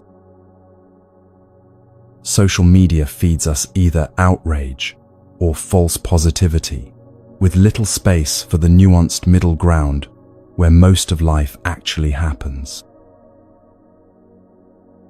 Self-help culture often promotes either intense optimization or complete surrender, missing the gentle perseverance that creates lasting change. Political discourse has become so polarized that finding common ground feels almost impossible. But the Buddha's teaching shows us another way. He said, "Avoid both indulgence and self-mortification. Neither leads to wisdom." In modern terms, this means avoiding both the extremes of constant self-improvement and the extremes of giving up on growth entirely. The middle way invites you to engage with your life fully, while holding your efforts lightly, to care deeply, while remaining unattached to outcomes. Let me share another story that illustrates this beautifully. There was once a Zen master named Joshu, who was famous for living to be 120 years old, while maintaining remarkable vitality and peace throughout his long life. Students would often ask him about his secret to longevity and happiness. One day, a young monk approached him with this question, "Master, I am confused about how to live. Some teachers say we should detach from the world completely to find peace, while others say we should engage fully with life to find meaning. Some say discipline is everything, others say spontaneity is the key. Some promote constant activity, others constant meditation. Which path is correct?" Joshu smiled and picked up his walking stick, which was worn smooth from decades of use. "Tell me," he said, "does this stick serve me better when I lean on it heavily or when I carry it without touching the ground?" The young monk thought carefully. "Neither, master. It serves you best when you use it as needed, sometimes for support, sometimes as a walking aid, sometimes just carried lightly at your side." "Now you understand the middle way," Joshu laughed. "I don't detach from life completely, nor do I cling to it desperately. I engage fully when engagement is called for, and I rest deeply when rest is needed. I practice discipline when it serves clarity, and I allow spontaneity when it brings joy. I work when work is meaningful, and I sit in stillness when stillness is wise. The path is not found in choosing one extreme or the other. It's found in learning to respond appropriately to whatever life presents. This responsiveness is perhaps the most practical skill you can develop for navigating modern life. Instead of having rigid rules about how you should always behave, you develop the wisdom to sense what each situation actually requires. Instead of getting trapped in reactive patterns, you create space to choose your response consciously. Consider how this might apply to your daily stress and overwhelm. When you feel overwhelmed, your mind probably jumps to extremes. Either you need to work harder and push through, or you need to escape completely and avoid all responsibilities. The middle way offers a third option: pause, breathe, and ask what this moment actually needs. Maybe what's needed is to prioritize ruthlessly, focusing on what's truly essential and letting go of what's merely urgent. Maybe it's to ask for help instead of trying to handle everything alone. Maybe it's to take a genuine break, not an escape from responsibility, but a conscious restoration of your energy so you can meet your responsibilities more effectively. The answer isn't found in a rule book. It's discovered through mindful attention to what's actually happening in your life right now. The Buddha taught that this middle path requires 3 essential qualities: mindfulness, right effort, and equanimity. Mindfulness allows you to see clearly what's happening without getting caught in stories about what it means. Right effort means engaging fully, without forcing, like the perfectly tuned strings of a musical instrument. Equanimity gives you the stability to remain centered, whether things are going well or poorly. Let me tell you about Master Dogen, the founder of Soto Zen in Japan, who embodied these qualities in his approach to spiritual practice.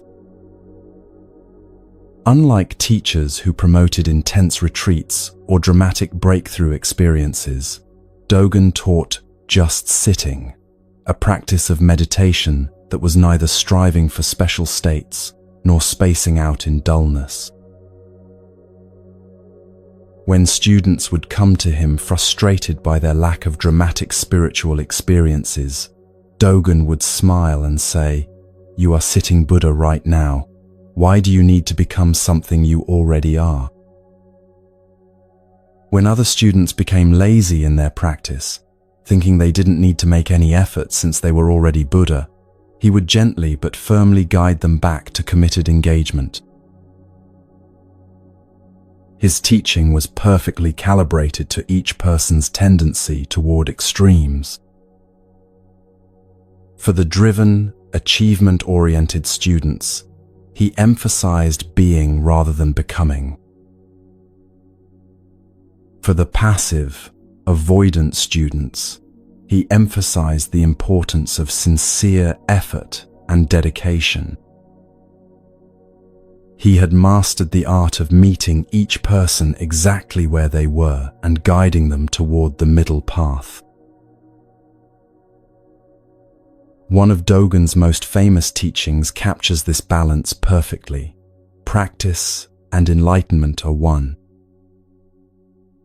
This means you don't practice in order to achieve enlightenment in the future. Your sincere practice right now is enlightenment expressing itself. This completely dissolves the extreme of grasping for spiritual attainment, while maintaining the importance of dedicated engagement. This understanding can transform your relationship with any area of growth or change in your life. Whether you're working on your health, your relationships, your career, or your inner development, the middle way invites you to engage fully with the process while releasing attachment to specific outcomes. You do your best, consistently, and with care, while trusting that the results will unfold naturally according to causes and conditions beyond your control. I want to share one more story that shows how this principle applies to one of the most challenging aspects of modern life, the balance between solitude and connection. There was a hermit monk named Ryokan who lived alone in a small hut on Mount Kugami in Japan. Many people assumed he had chosen extreme isolation, cutting himself off from human connection entirely. But Ryokan's solitude was not an escape from the world. It was a way of preparing to meet the world more fully. Villagers would often find him playing with children, composing poetry with farmers, or sharing simple meals with anyone who needed company. His solitude had taught him to be present without neediness, to listen without agenda, and to love without attachment. When asked about his unusual lifestyle, neither completely withdrawn nor fully engaged with society, Ryokan would say, "I retreat not to escape people, but to discover what I have to offer them. I engage not to fill my emptiness, but to share my fullness." Both solitude and connection become effortless when neither is driven by need. This is the essence of the middle way in relationships, learning to be alone without loneliness and connected without dependency. You cultivate the capacity to be complete within yourself while remaining open to deep intimacy with others. You neither cling to relationships out of fear of abandonment, nor avoid them out of fear of losing your independence. As you continue listening tonight, I want you to notice your own tendencies toward extremes. Do you tend to be over-responsible or under-responsible?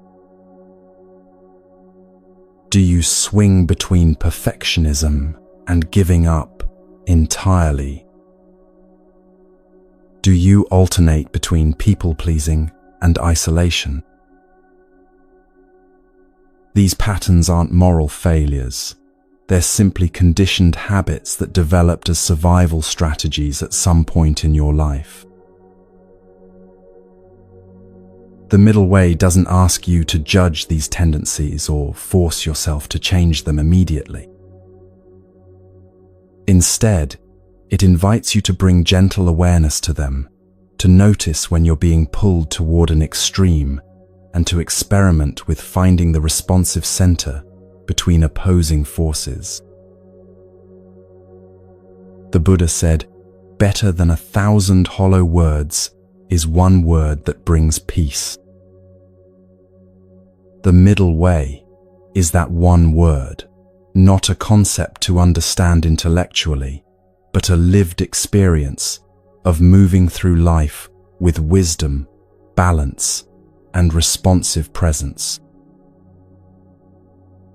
It's the art of being fully engaged without being driven, completely relaxed without being passive, totally open without being naive. This path requires patience because it goes against our cultural conditioning toward quick fixes and dramatic solutions. The middle way is rarely dramatic. It's the quiet consistency of showing up day after day, the gentle persistence of staying present through both joy and difficulty, the humble wisdom of doing what's needed, without fanfare or recognition. But this patience is not passive waiting, it's active engagement with the present moment. It's the patience of a gardener who tends the soil, plants the seeds, and trusts the natural process of growth without trying to force flowers to bloom faster than their season allows. It's the patience of water that flows steadily around obstacles, neither rushing violently nor stagnating in pools, but finding the natural path forward through any terrain. As we reach this midpoint in our journey together tonight, take a moment to feel the relief that comes with releasing the burden of extremes. You don't have to have everything figured out perfectly. You don't have to choose between caring too much or not caring at all. You don't have to be either completely disciplined or completely spontaneous. The middle way gives you permission to be human, beautifully, imperfectly, responsively human. Notice how your body feels when you release the tension of trying to get life exactly right. Feel the spaciousness that opens when you stop forcing outcomes and start trusting the process. This is your natural state, not the extremes of grasping or avoiding, but the flowing responsiveness that knows how to meet each moment with appropriate action. You are learning to live like bamboo in the wind, flexible enough to bend without breaking, rooted enough to remain stable in storms, responsive enough to dance with whatever conditions arise. This is the ancient wisdom your modern life has been waiting for, not another system to master, but a way of being that brings peace to chaos, clarity to confusion, and grace to the inevitable challenges of being human. The middle way is not a destination you arrive at. It's a path you walk moment by moment, choice by choice, breath by breath. And right now, in this very moment, you are already walking it simply by listening with openness, by allowing these teachings to touch you without forcing them to change you, by being present to whatever is arising without needing it to be different. This is the profound ordinariness of awakening, not a special state you achieve, but the natural wisdom that emerges when you stop fighting life and start flowing with it. Continue walking this path with us as we explore even deeper aspects of this timeless wisdom, each step taking you further into the heart of what it means to live with complete freedom and authentic presence.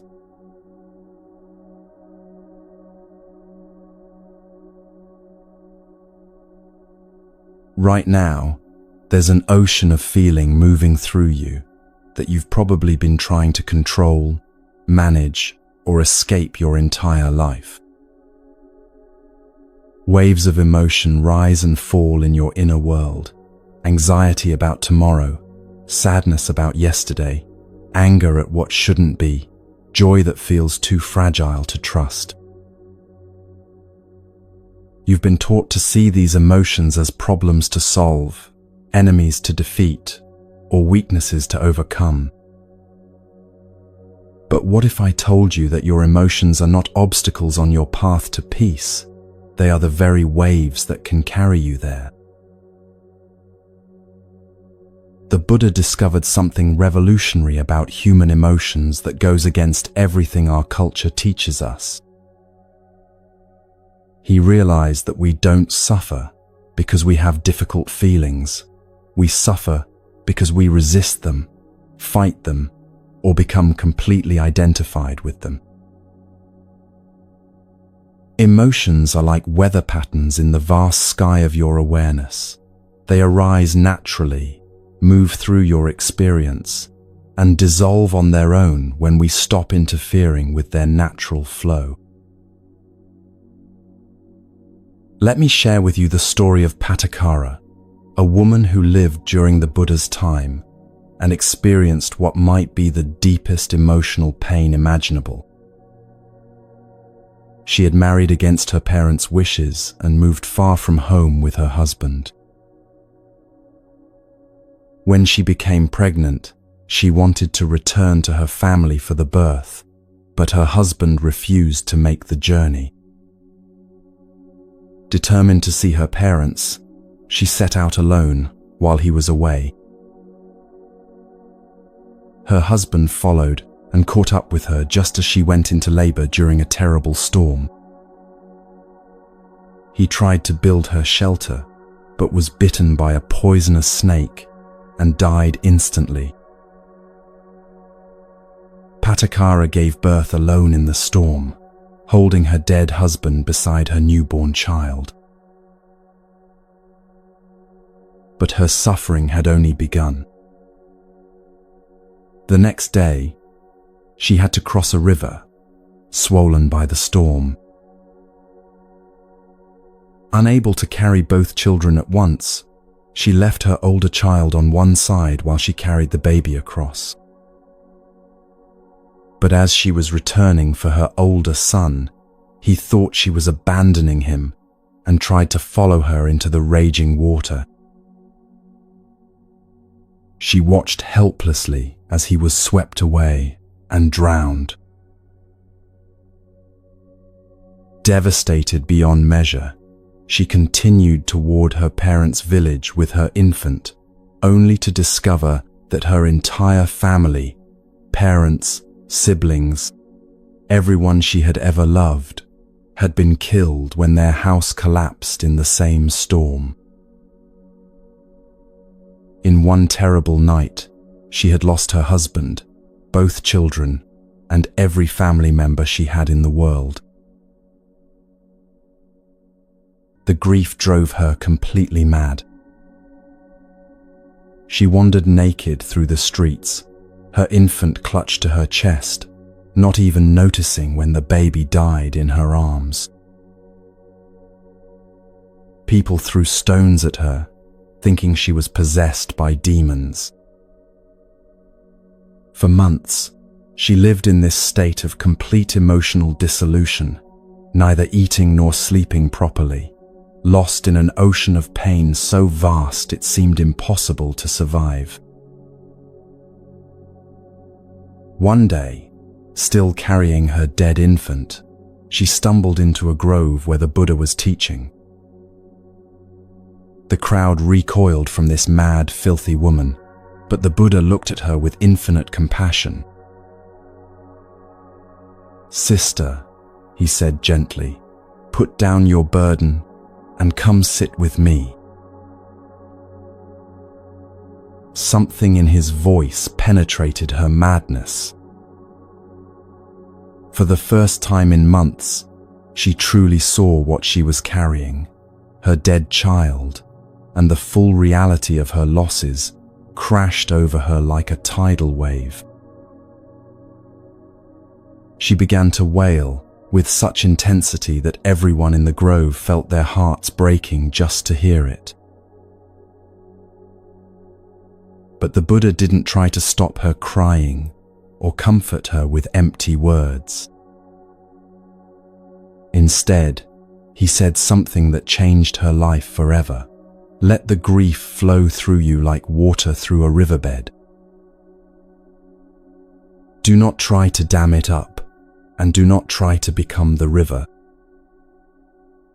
You are the spacious earth that holds the riverbed, vast enough to contain any flood, unchanged by whatever waters pass through." As Patakara continued to weep, the Buddha began teaching about the nature of loss and impermanence. "All conditioned things pass away," he said. "This is the nature of existence, not a cruel exception that has singled you out, but the fundamental truth that connects you to every being who has ever lived and loved and lost. Your pain is real and valid, but it is not who you are. Feel it fully, honor it completely, and let it move through the vast space of your being without becoming trapped in its current." Over the following days, as Patakara remained in the grove listening to the Buddha's teachings, something extraordinary happened. Her grief didn't disappear. It continued to move through her in waves, sometimes gentle, sometimes overwhelming. But she stopped fighting it, stopped trying to escape it, and stopped believing that the intensity of her pain meant she was broken or going crazy. She learned to feel her emotions completely while remaining connected to the awareness that was experiencing them. The grief was vast, but her capacity to hold it was even vaster. The pain was intense, but the consciousness, witnessing the pain, was unharmed by its passage. She discovered that she could be completely present with her suffering without drowning in it, just as the ocean can contain the most violent storms without being disturbed in its depths. Pattakara eventually became one of the Buddha's most realized disciples, known for her profound wisdom about working with intense emotions. When people asked her how she had survived such devastating losses, she would say, "I learned that I am not my grief, though grief moves through me. I am not my pain, though pain visits me. I am the awareness in which all experiences arise and pass away, spacious enough to hold anything, stable enough to remain present through any storm." This teaching is not just ancient wisdom, it's exactly what you need to know about your own emotional life right now. Whether you're dealing with anxiety that feels overwhelming, anger that seems uncontrollable, sadness that appears endless, or any other difficult feeling, the same principle applies. You don't have to drown in emotion, because you are not the emotion. You are the awareness experiencing it. The Buddha taught that emotions arise from three fundamental causes: attachment, aversion, and ignorance. We feel positive emotions when we get something we want, negative emotions when we encounter something we don't want, and confusion when we don't understand what's happening. But here's the crucial insight. These emotional reactions are not permanent features of your personality. They're temporary responses to temporary conditions. Let me tell you about Master Yunmen, a Zen teacher who was famous for his emotional freedom and spontaneous responses to life. Students were amazed by his ability to feel deeply without being overwhelmed, to express anger without being consumed by it, to experience sadness without falling into despair.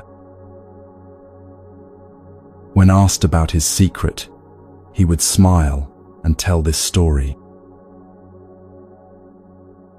"When I was a young monk," he said, "I was tormented by rage. Every criticism from my teacher, every difficulty in meditation, every small inconvenience would trigger explosive anger that seemed to possess me completely. I would spend days consumed by fury, then weeks consumed by shame about my fury. I believed I was fundamentally flawed, that enlightenment was impossible for someone with such a terrible temper. One day, after a particularly violent outburst, I was sitting by a mountain stream, hating myself and contemplating leaving the monastery forever. As I watched the water flowing past, I noticed how it would rush and tumble violently over rocks, creating great turbulence and noise. But just a few feet downstream, the same water would return to peaceful flowing, as if the turbulence had never happened. Suddenly, I understood. The water didn't become the turbulence. It simply experienced turbulence as one of many conditions it encountered on its journey.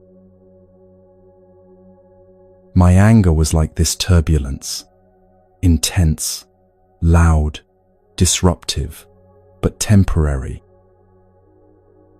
The problem wasn't that I felt anger. The problem was that I identified with it so completely that I forgot I was the flowing water, not the temporary disturbance. From that day forward, Yunmen approached his emotions completely differently. When anger arose, he would say to himself, "Anger is visiting," rather than, "I am angry." When sadness came, he would think, sadness is flowing through, instead of, I am sad. This simple shift in language created enormous space between his essential self and his temporary emotional states. He became known for his ability to feel everything fully while remaining unshaken by any of it. Students would see him weep at beauty, laugh with joy, or express righteous anger at injustice, but always with a quality of freedom that showed he was not trapped by any emotional state. Feel everything, he would teach, but become nothing. Experience all, but identify with none. This distinction between feeling and becoming is perhaps the most important emotional skill you can develop. Right now, you probably have emotions that you've become so identified with that you can't imagine existing without them. Maybe you think of yourself as an anxious person, or someone who gets depressed, or a person with anger issues. But these labels are not describing your true nature. They're describing temporary patterns of emotional reactivity that have become habitual. The Buddha said, "You are not your anger. You are not your fear. You are not your sadness." These are experiences that arise in the sky of your awareness, like clouds that form and dissolve without staining the vastness that holds them. When you remember that you are the sky, not the weather, you discover a peace that no emotional storm can disturb. Let me share a story about a modern application of this wisdom. There was a therapist named Dr. Sarah Chen who worked with trauma survivors and had always prided herself on her professional composure. But when her teenage daughter was killed in a car accident, Sarah's carefully maintained emotional equilibrium shattered completely. For months, she was overwhelmed by waves of grief, rage, and despair that seemed to have no beginning or end. As a mental health professional, she knew all the theories about processing grief, but the reality of her loss was far more chaotic and uncontrollable than anything she had studied. She found herself cycling through emotions so rapidly that she felt like she was losing her mind. One particularly difficult evening, as she sat crying in her daughter's empty bedroom, Sarah remembered something a Buddhist teacher had once told her: "You cannot control the waves, but you can learn to surf." In that moment, she realized she had been trying to stop the ocean of her grief instead of learning to move with it. She began to practice what she called emotional surfing. Instead of fighting her feelings or trying to escape them, she would breathe deeply and say, "Grief is here, anger is here, despair is here." She would acknowledge each emotion as a temporary visitor, feeling it fully while remembering that she was the space in which it was occurring, not the emotion itself. This practice didn't make her grief disappear. It was still intense, still painful, still overwhelming at times. But it changed her relationship to the grief in a way that made it survivable. Instead of drowning in the waves, she learned to let them carry her, trusting that each wave would eventually return her to shore. Sarah's experience illustrates one of the most practical aspects of Buddhist emotional wisdom. You don't have to feel better to practice these teachings. And the teachings aren't designed to make you feel better in the conventional sense. Instead, they help you develop the capacity to be present with whatever you're feeling, without being overwhelmed by it. This presence, this ability to remain aware and responsive even in the midst of intense emotion, is what the Buddha called the supreme happiness, not the absence of difficult feelings, but the freedom to experience them without being destroyed by them.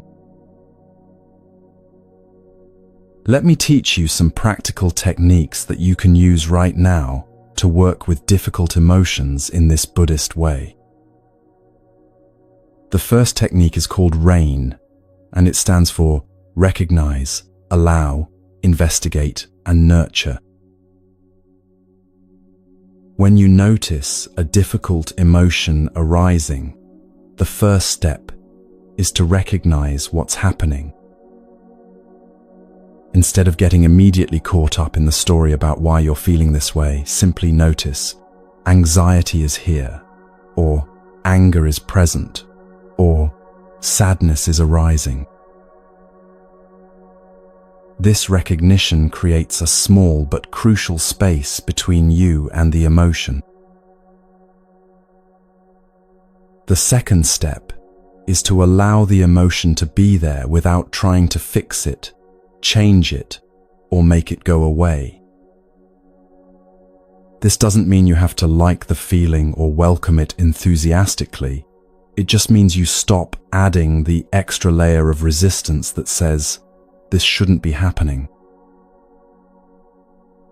You can say to yourself, it's okay that this is here right now. I don't have to fight it. The third step is to investigate the emotion with kind curiosity. Where do you feel it in your body? What are the physical sensations? Tightness, heat, heaviness, restlessness. What thoughts are accompanying the emotion? What stories is your mind telling about what this feeling means? This investigation helps you see the emotion more clearly, instead of being lost in its intensity. The final step is to nurture yourself with the same kindness you would offer a good friend who was struggling. You might place your hand on your heart and say, "This is a moment of suffering. Suffering is part of life. May I be kind to myself in this moment." Or you might simply breathe deeply and remind yourself, "I am the awareness experiencing this emotion. I am bigger than any feeling that passes through me." Let me tell you about Master Huangpo, who taught one of the most beautiful techniques for working with overwhelming emotions. He called it the method of the empty boat. He would tell his students this story. Imagine you are in a small boat on a lake, enjoying the peaceful morning, when suddenly another boat crashes into yours. Your natural reaction would be anger. How dare this person be so careless, so inconsiderate? But then you look up and realize the other boat is empty, drifting with the current, with no one steering it. Instantly, your anger disappears, replaced by practical action. You simply push the empty boat away and continue on your journey. Your emotions, Huangpo would explain, are like empty boats that crash into the peaceful lake of your awareness. They seem to be steered by intention, by meaning, by someone who wants to disturb your peace.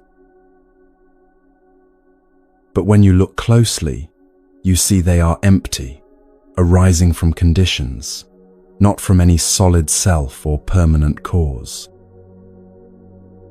When you realize this, you stop taking them so personally and simply let them drift past without getting caught in their current.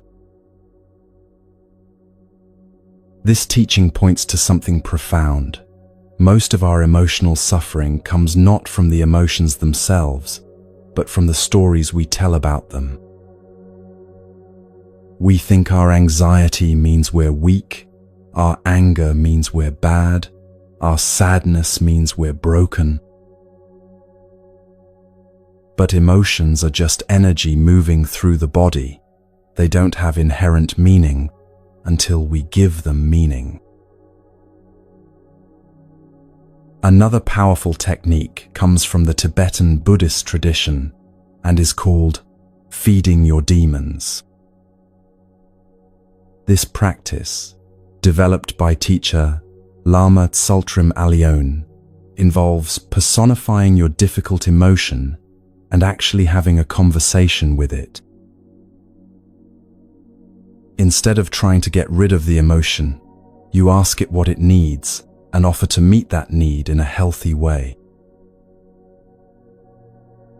For example, if you're struggling with chronic anxiety, you might visualize the anxiety as a character, perhaps a small, frightened animal or a worried old person. Then you would ask this character, "What do you need from me? What are you trying to protect me from?" Often, you'll discover that difficult emotions are actually trying to help you in misguided ways. Your anxiety might be trying to keep you safe. Your anger might be trying to protect your boundaries. Your sadness might be trying to help you process loss. When you acknowledge these positive intentions and find healthier ways to meet the underlying needs, the intense emotional charge often dissolves naturally. The anxiety realizes it doesn't have to be so vigilant because you're taking appropriate care of yourself. The anger relaxes because you're learning to set boundaries clearly and kindly. The sadness softens because you're giving it permission to flow without trying to shut it down. I want to tell you about a Zen master named Bankei, who discovered something remarkable about the relationship between emotions and identity. As a young man, he was consumed by what he called the burning question, an obsessive need to understand his true nature that drove him to extreme practices and nearly killed him. For years, he was tormented by doubt, fear, and spiritual ambition that seemed to possess him completely. One day, weakened by years of struggle and convinced he was dying, Bankei had a profound realization. As he lay coughing up blood, he suddenly saw that all his emotional turmoil was happening within a vast, unborn awareness that was completely unaffected by any of it. Even this dying, he realized, is just another experience arising in the deathless awareness that I am. From that moment forward, Bankei taught what he called the unborn Buddha, mind, the recognition that your essential nature is the awareness in which all experiences arise, including all emotions. This awareness is never born and never dies, never increases or decreases, never gets better or worse. It simply witnesses everything with perfect equanimity, like a mirror that reflects everything without being changed by anything it reflects. When anger arises, Bankei would teach, don't try to not be angry, and don't indulge in being angry. Simply recognize that anger is arising in the unborn Buddha mind, and it will naturally subside on its own. When sadness comes, don't push it away and don't get lost in it. Just see that sadness is appearing in the deathless awareness that you are, and it will pass like all temporary phenomena. This teaching offers perhaps the most radical reframe possible for working with difficult emotions. You don't need to heal them, transform them, or transcend them. You simply need to recognize that they are temporary visitors in the vast space of your being, and this recognition itself is enough to prevent you from drowning in their intensity. But let's bring this wisdom into the practical reality of your daily life. Maybe you struggle with social anxiety that makes simple interactions feel overwhelming. Instead of seeing this as a personal failing or something you need to fix before you can be happy, you can practice recognizing anxiety is arising in awareness right now. The awareness is not anxious, it's simply witnessing the experience of anxiety. I can feel the physical sensations, notice the worried thoughts, and remain connected to the spacious presence that is observing it all. Or perhaps you deal with depression that makes everything feel heavy and meaningless. Rather than identifying completely with the depressed state, you can practice seeing depression is moving through me like weather through the sky. The sky is not depressed, it simply provides space for all weather to arise and pass away. I can honor this sadness, feel it fully, and trust that like all weather, it will eventually change. Maybe you struggle with anger that feels dangerous and uncontrollable. Instead of judging yourself as a bad person or trying to suppress the anger completely, you can learn to observe anger is present in this moment. It has its own energy, its own message, its own natural lifespan. I can listen to what it's trying to tell me without acting from it impulsively, and I can let it move through me without becoming it. The Buddha taught that this way of working with emotions leads to what he called the 4 unlimited qualities: loving, kindness, compassion, appreciative joy, and equanimity. These aren't emotions you have to manufacture or force yourself to feel.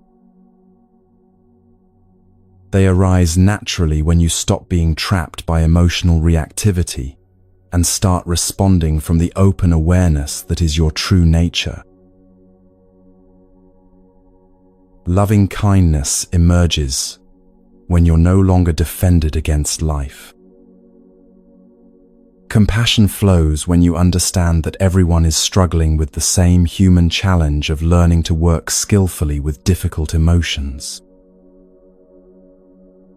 Appreciative joy bubbles up when you're not comparing your inner experience to anyone else's. And equanimity, the ability to remain present and responsive, regardless of circumstances, becomes your natural state when you're no longer identified with the temporary weather patterns of emotion. Let me share one final story that illustrates the profound freedom that comes from mastering this approach to emotions. There was a woman named Kisagotami who lived during the Buddha's time and became famous for her emotional resilience and wisdom. But she hadn't always been this way. In fact, her journey began with the most devastating emotional crisis imaginable. After losing her only child and searching desperately for a way to bring him back to life, Kisagotami found the Buddha and begged him for help. The Buddha agreed to help her, but first asked her to bring him a mustard seed from a household where no one had ever died. As she went from house to house, she discovered that loss and death were universal human experiences. Every household had been touched by grief. This realization didn't take away her pain, but it transformed her relationship to it completely. She understood that her suffering was not a personal punishment or a sign that something was wrong with her. It was part of the shared human experience of loving and losing in a world where everything changes. This understanding gave her the strength to feel her grief fully without being destroyed by it. Years later, when people would come to Kisagotami seeking help with their own emotional struggles, she would share what she had learned. Pain is inevitable, but suffering is optional. You cannot control what feelings arise, but you can learn to surf the waves instead of drowning in them. Every emotion is a teacher if you listen to it with wisdom instead of getting lost in its story. And beneath all the changing weather of your inner world, you are the unchanging sky, vast enough to hold any storm, stable enough to remain present through any turbulence. Tonight, as you continue on this journey with us, I want you to practice this approach to whatever emotions are arising in you right now. Maybe you're feeling peaceful and relaxed. Notice that this too is a temporary visitor in awareness, and enjoy it without clinging to it. Maybe you're feeling anxious or restless. See if you can welcome even these difficult visitors with curiosity instead of resistance. Remember that you are not your emotions. You are the awareness experiencing them. You are not the waves. You are the ocean that contains them. You are not the weather. You are the sky that provides space for all weather to arise and pass away. This recognition doesn't make you cold or disconnected. It makes you infinitely more compassionate because you're no longer drowning in your own reactivity and can respond to life from wisdom instead of compulsion. Feel the relief that comes with this understanding. You don't have to fix your emotions, perfect your emotional responses, or wait until you feel better to be at peace. You can be at peace right now, in the middle of whatever you're feeling, by remembering that you are the vast awareness in which all feelings arise and dissolve. This is your refuge, your strength, and your freedom, not dependent on emotional states, but present in every moment of conscious awareness, waiting patiently for you to remember who you really are.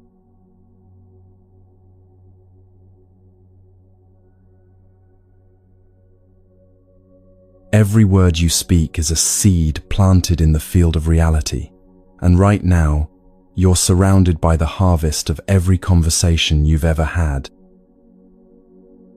The way people respond to you, the relationships you've built or broken, the opportunities that have opened or closed, the inner peace you feel or the conflict that surrounds you, all of this has been shaped, in part, by the quality of attention you bring to your speech. Tonight, you're going to discover something that could transform not just how you communicate, but how you experience every moment of connection with another human being. The Buddha taught that speech is one of the most powerful forces in human life because words don't just describe reality, they actively create it. Every time you speak, you're not just sharing information, you're planting seeds that will grow into future experiences, relationships, and inner states. He called this speech karma, the understanding that our words have consequences that ripple far beyond the moment they're spoken, shaping our lives in ways we rarely recognize. Let me tell you about Master Nan-in, a Zen teacher who lived in Japan during the Meiji era and became famous for his extraordinary skill in communication. Students would travel from across the country to learn from him, not because he had dramatic teachings or performed miracles, but because everyone who spoke with him felt somehow transformed by the encounter. People said that after just one conversation with Master Nan-in, they felt more understood, more peaceful, and more clear about their own lives than they had in years. One day, a successful businessman named Sato came to visit Master Nan-in, full of frustration and anger. "Master," he said, his voice tight with emotion, "I am surrounded by idiots and incompetence. My employees don't listen, my partners don't understand, my family doesn't appreciate me, and my friends have all disappointed me. Every conversation I have turns into an argument or a waste of time. I'm beginning to think that meaningful communication is impossible in this world." Master Nan-in listened quietly, then poured tea for both of them. As he handed Sato the cup, he said gently, "Tell me, when you pour bitter tea into a cup, what taste do you expect from the cup?" Sato looked confused. "Bitter, of course. The cup will taste like whatever is poured into it." "And when you pour sweet tea into the same cup?" Nan-in asked. "Sweet, naturally." Master Nan-in smiled. "The people around you are like empty cups, and your words are the tea you pour into them. You have been pouring the bitter tea of frustration, judgment, and demand, then wondering why every interaction tastes bitter. What would happen if you began to pour different tea?" This simple question changed everything for Sato.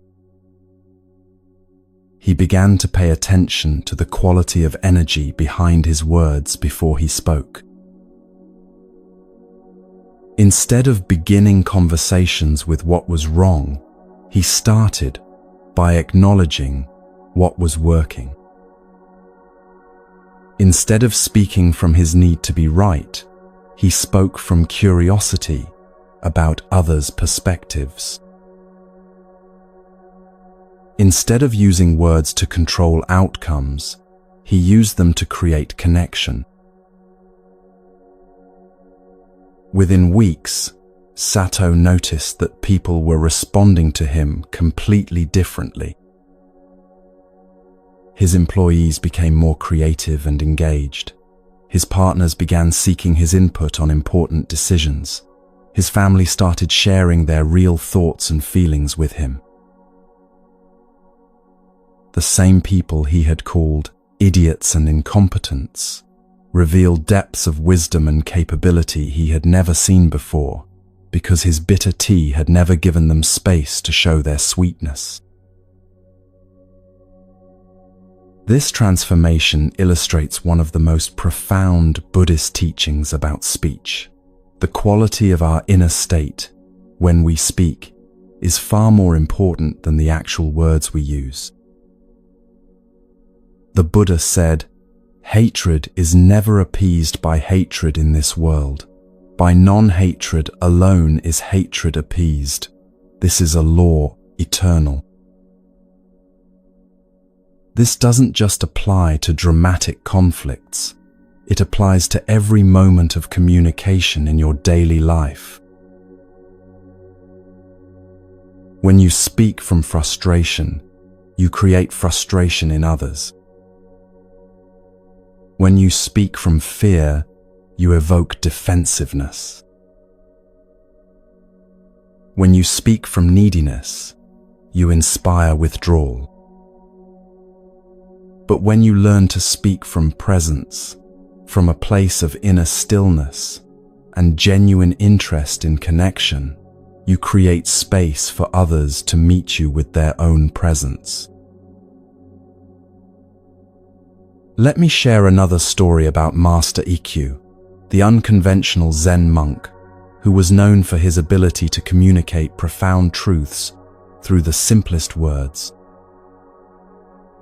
One evening, a young scholar came to him, proud of his vast knowledge of Buddhist scriptures and philosophy. The scholar spent an hour demonstrating his learning, quoting texts, explaining complex theories, and showing off his intellectual understanding. When the scholar finally finished, expecting praise for his wisdom, Master Ikkyu simply said, "It's raining." The scholar was baffled. "Master, I don't understand. I've just shared deep insights about the nature of enlightenment, and you comment on the weather." Ikkyu smiled. "Yes, and which of us is actually present to what's happening right now?" He gestured toward the window where raindrops were creating gentle patterns on the glass. "You have been talking about reality for an hour, but you missed the reality that was actually occurring in this moment. Your words were full of information but empty of presence. My words carried no information but were completely full of this moment. Which kind of speech do you think creates more connection? Words about truth or words from truth?" This story points to something crucial about mindful communication, the difference between speaking about life and speaking from life. Most of our daily conversation happens on autopilot. We're sharing information, managing impressions, filling silence, or trying to get something from the other person. But when we learn to speak from presence, our words become vehicles for real connection rather than barriers to it. The Buddha outlined 4 qualities of speech that create positive karma and support spiritual development: truthfulness, kindness, usefulness, and harmony. But these aren't just moral guidelines.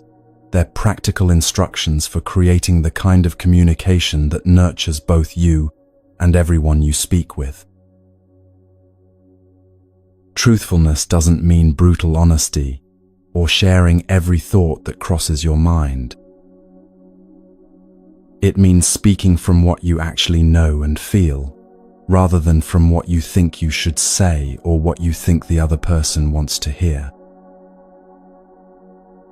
When you speak truthfully, your words carry a quality of authenticity that others can sense immediately, even if they can't articulate what they're sensing. I want to tell you about a modern example of this principle in action. There was a woman named Jennifer who worked as a manager in a large corporation and prided herself on always being positive and supportive with her team. But despite her constant encouragement and cheerful demeanor, her employees seemed distant and unmotivated, and she couldn't understand why her communication wasn't working. One day, during a particularly challenging project, Jennifer felt overwhelmed and exhausted but tried to maintain her usual upbeat attitude during a team meeting. Halfway through her enthusiastic pep talk, she suddenly stopped and said, "I need to be honest with you all. I'm actually feeling pretty overwhelmed right now, and I imagine some of you might be feeling the same way. Instead of pretending everything is perfect, maybe we could talk about what's really challenging about this project and figure out how to support each other through it." The change in the room was immediate and palpable. Her team members began sharing their own struggles and concerns, offering practical solutions and emotional support to each other. For the first time in months, Jennifer felt genuinely connected to her team, and they began working together with an energy and creativity that surprised everyone. Later, one of her employees told her, "We always appreciated your positivity, but we could tell it wasn't really authentic. When you started being honest about your own experience, it gave us permission to be real too. That's when we could actually help each other instead of just pretending everything was fine." This illustrates the power of speaking from truth rather than from image management.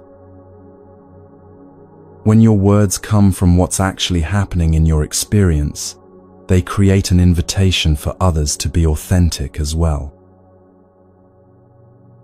This authenticity is what transforms ordinary conversation into meaningful connection.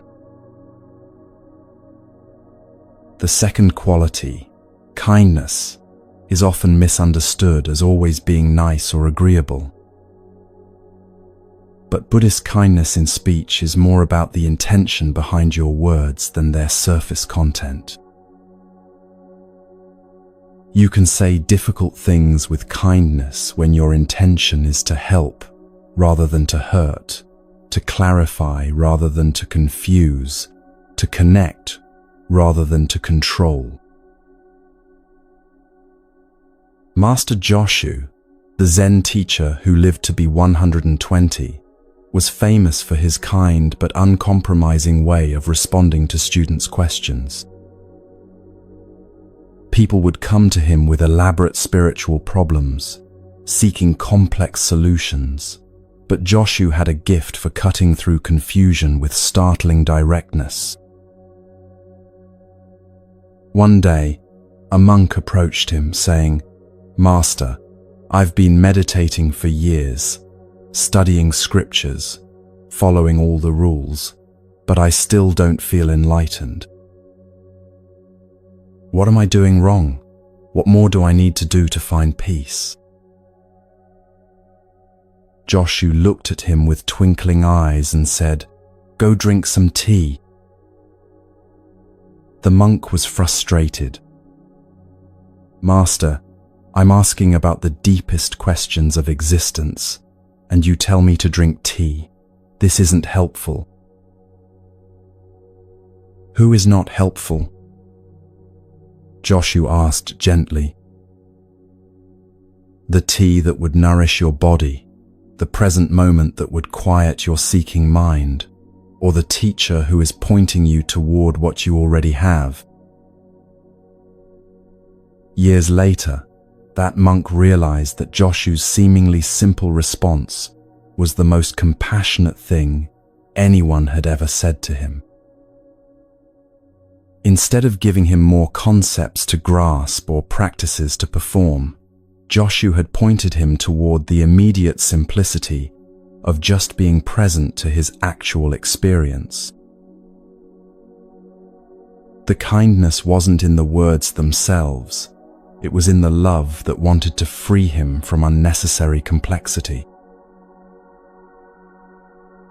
This teaches us that truly kind speech sometimes means saying what the other person needs to hear rather than what they want to hear. But the key is that this challenging speech comes from care, not from anger, from wisdom, not from superiority, from a genuine desire to help, not from a need to be right. The third quality, usefulness, asks us to consider whether our words actually serve the situation or the relationship. So much of our speech is either unnecessary commentary or repetitive patterns that don't add anything meaningful to the moment. When you learn to pause before speaking and ask, "Will these words help?"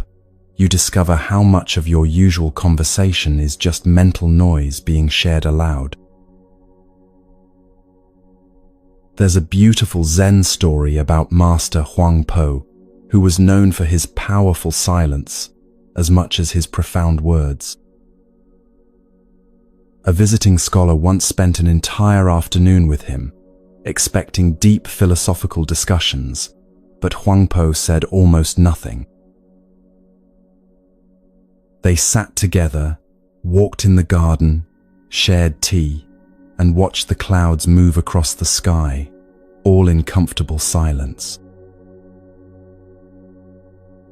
As the scholar was preparing to leave, feeling slightly disappointed by the lack of verbal teaching, Huang Po finally spoke, "Tell me, in all your years of studying and discussing philosophy, have you ever had a conversation more satisfying than this one?" The scholar paused, surprised to realize that he felt more peaceful and clear than he had after any intellectual discussion. "No, Master, this silence has been more profound than all my talking." "Then you understand," Huang Po smiled, "that sometimes the most useful speech is no speech at all. Words should be like medicine, used only when they heal, only in the right dosage, and never when silence would serve better." This teaching is particularly relevant in our current culture of constant communication. We're surrounded by endless noise, notifications, conversations, commentary, and we often add to this noise without considering whether our words are actually contributing something valuable. Learning to speak only when your words serve a genuine purpose creates space for more meaningful communication when you do choose to speak. The fourth quality, harmony, is about using speech to build bridges rather than walls, to create understanding rather than division, to find common ground rather than emphasize differences. This doesn't mean avoiding difficult topics or pretending to agree when you don't.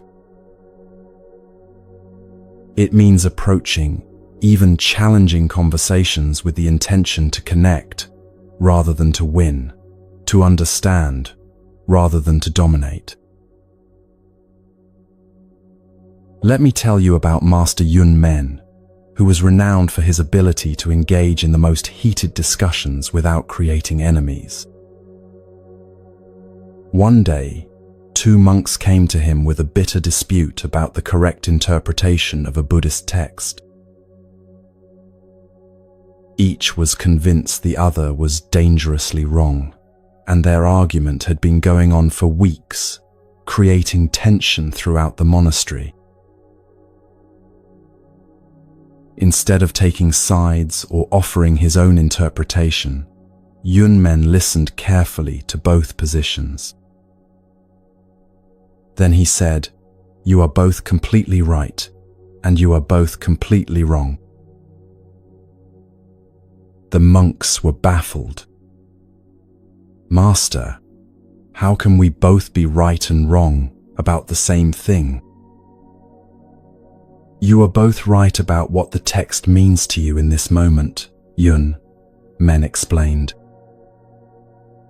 "Your understanding serves your current level of development and addresses your particular spiritual needs.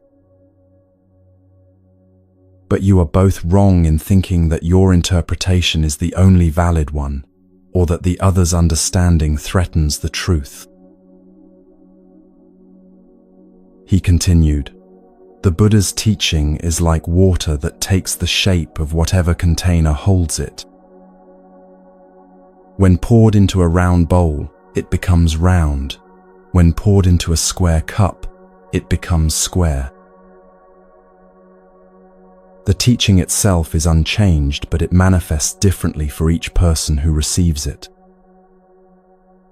Instead of arguing about whose container is correct, why not be grateful that the same truth can nourish different people in different ways? This approach completely shifted the monks' relationship to their disagreement. Instead of seeing each other as threats to truth, they began to see each other as fellow seekers exploring different facets of the same wisdom. Their discussion continued, but now with curiosity instead of hostility, with mutual respect instead of defensive positioning. But perhaps the most profound aspect of Buddhist teaching about speech is the understanding that silence itself is a form of communication. In Zen tradition especially, students learn that the most important truths often cannot be spoken, and that sometimes the most powerful response to a question is no response at all. There's a famous story about the Buddha himself that illustrates this perfectly. One day, a large crowd had gathered to hear him teach, expecting profound discourses about the nature of reality. But when the Buddha took his seat, instead of speaking, he simply held up a single flower and gazed at it silently. The crowd grew restless, waiting for words of wisdom, but the Buddha continued to sit in silence, holding the flower. Most people were confused or disappointed, but one disciple, Mahakasyapa, suddenly smiled with deep understanding.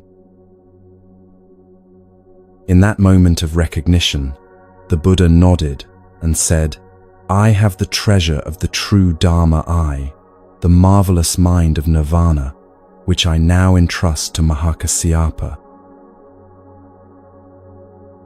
This story, known as the Flower Sermon, is considered the beginning of the Zen tradition because it points to the reality that the deepest truths cannot be captured in words. They can only be transmitted from presence to presence, in moments of direct recognition that transcend verbal communication. This doesn't mean that words are unimportant, or that we should stop talking entirely. Rather, it suggests that our words are most powerful when they arise from the same silence that held the Buddha's flower, from a place of deep presence and authentic connection rather than from mental noise or social conditioning. Let me share a practical way to begin developing this quality of mindful speech in your daily life. Before you speak in any conversation, whether it's casual small talk or an important discussion, try pausing for just one breath and asking yourself 3 questions. Is this true? Is this kind? Is this necessary? This simple practice can transform your communication immediately. You'll discover how often you speak from habit rather than choice, how many words you use that don't actually serve the conversation, and how much more powerful your speech becomes when it's filtered through these 3 qualities. The question, "Is this true?" helps you speak from authenticity rather than from what you think you should say. "Is this kind?" ensures that your words come from care rather than from ego or reactive emotion. "Is this necessary?" prevents you from adding unnecessary noise to the world and helps you use your words more intentionally. Another powerful practice comes from the Vietnamese Zen master Thich Nhat Hanh, who taught deep listening as the foundation of mindful communication.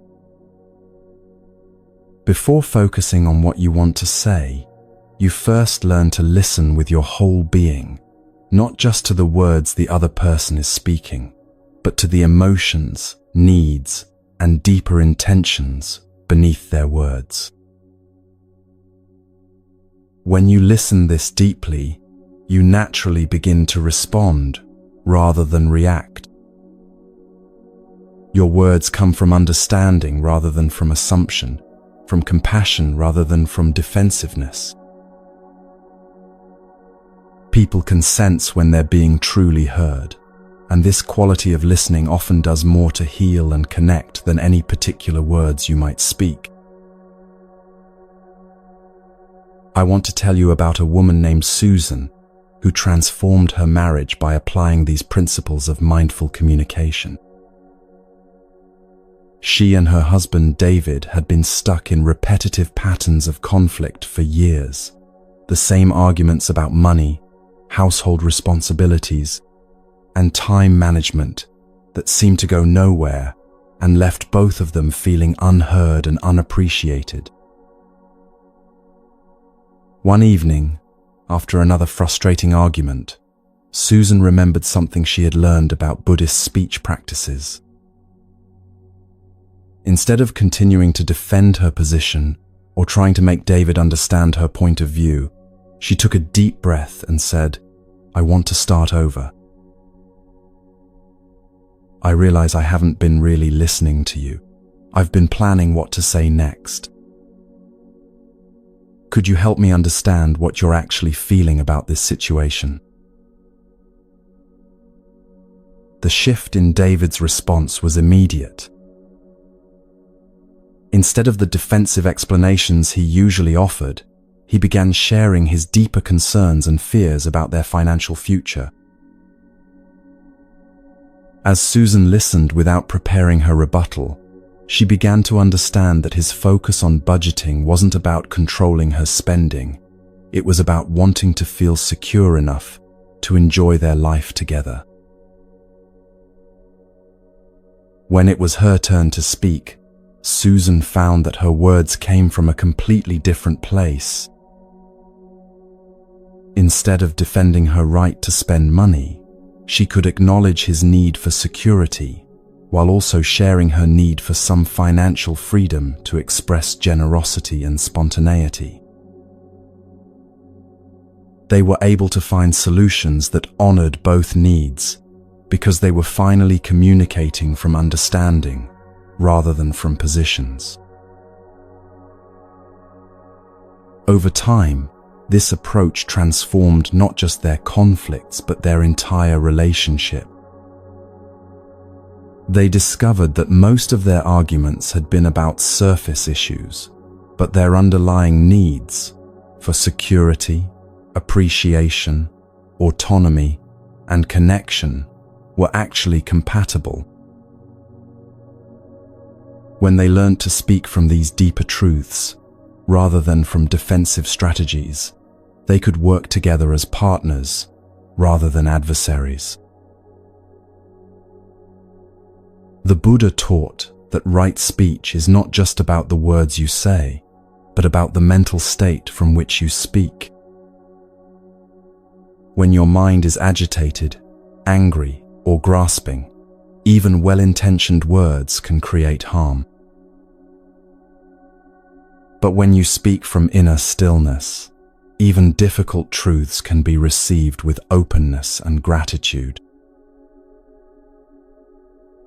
This is why many Buddhist practitioners spend time in silent meditation before important conversations. Not to plan what they'll say, but to connect with the quality of presence that makes authentic communication possible. In this stillness, you can feel the difference between words that come from ego and words that come from wisdom, between speech that seeks to control and speech that seeks to serve. Master Dogen taught his students a practice called just sitting, just speaking, the idea that both meditation and communication are opportunities to express your Buddha nature when done with complete presence.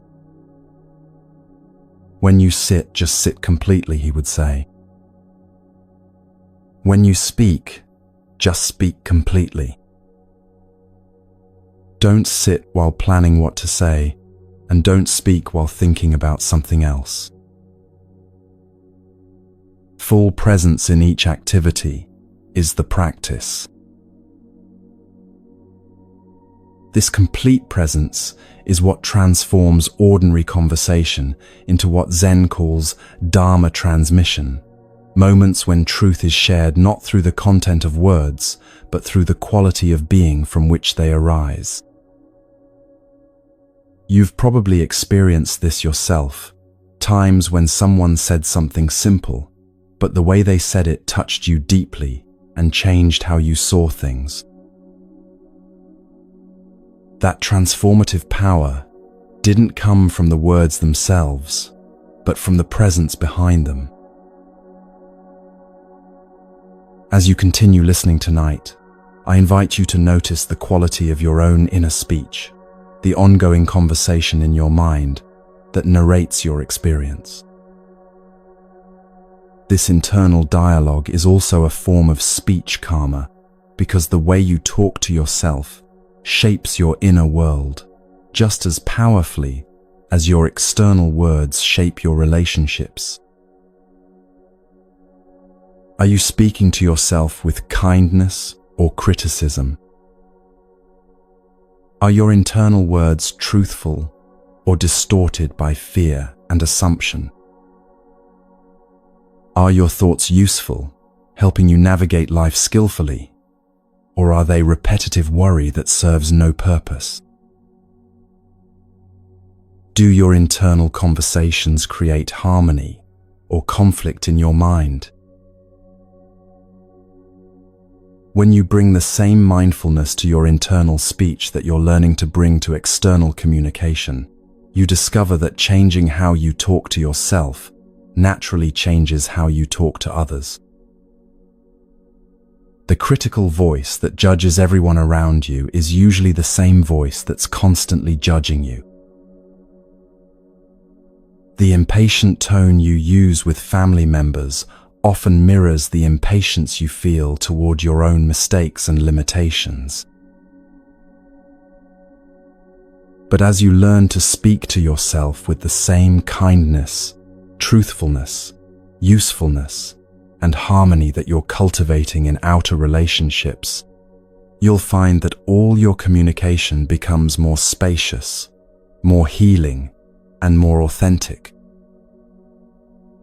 This isn't about positive thinking or forcing yourself to be nice. It's about recognizing that your words, both internal and external, are seeds that create the garden of your experience. The Buddha said, "Better than 1,000 hollow words is one word that brings peace." Tonight, as you prepare to rest, consider making this commitment to yourself. Tomorrow, let your words be seeds of peace.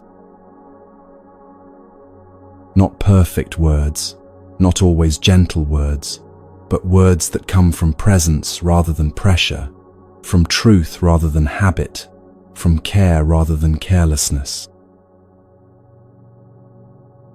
When you speak from this place, you'll discover that communication becomes less about getting something from others and more about offering something to them.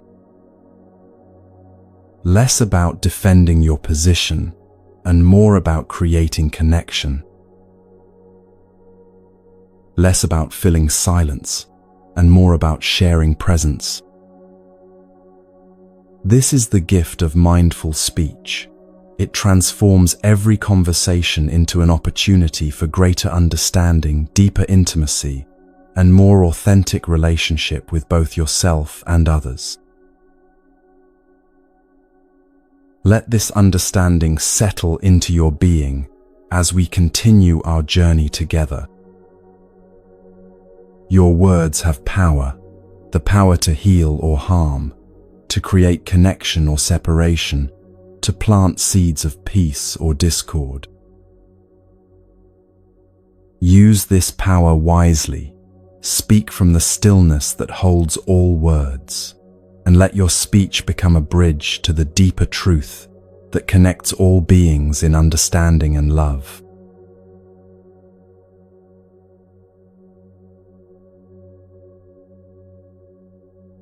You're living in a prison you built yourself, and the bars are made of time.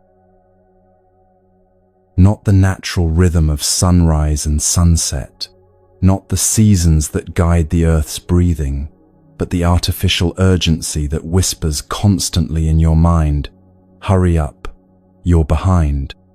There's not enough time. You should be further along by now."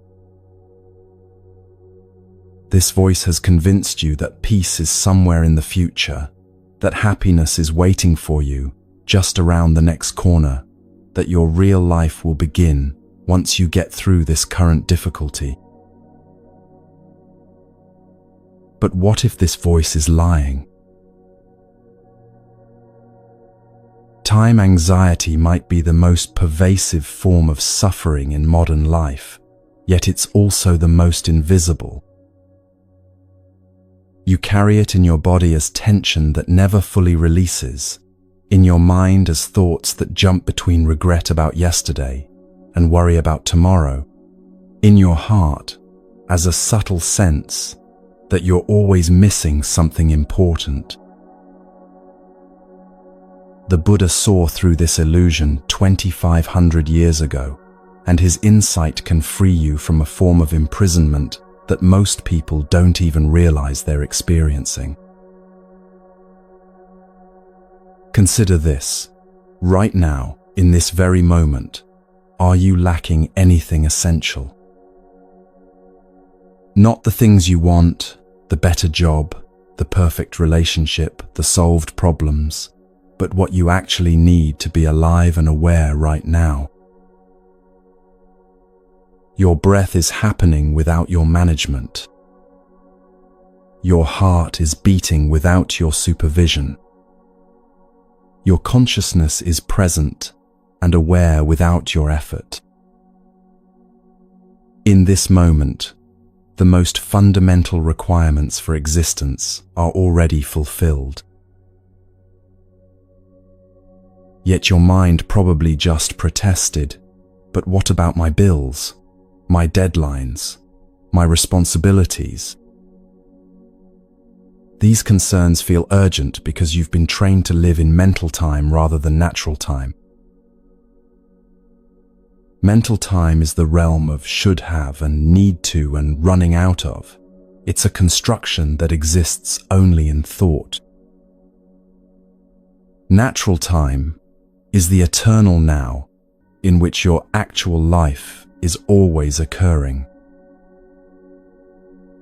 The Heart Sutra, one of Buddhism's most profound texts, contains a phrase that points directly to this freedom: gate, gate, paragate, parasamgate, bodhisvaha.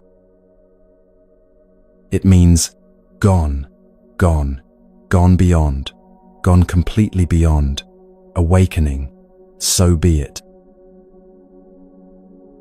But what has gone beyond? The illusion that you exist somewhere other than here, somewhere other than now. There was a student who came to Master Joshu in a state of complete desperation about time. "Master," she said, "I'm 35 years old and I've wasted my life. I should have started spiritual practice when I was 20. I should have made different career choices. I should have been more disciplined, more focused, more committed. Now it's too late to become enlightened in this lifetime. I've missed my chance for true spiritual development." Joshu listened to her litany of temporal regrets, then asked a simple question.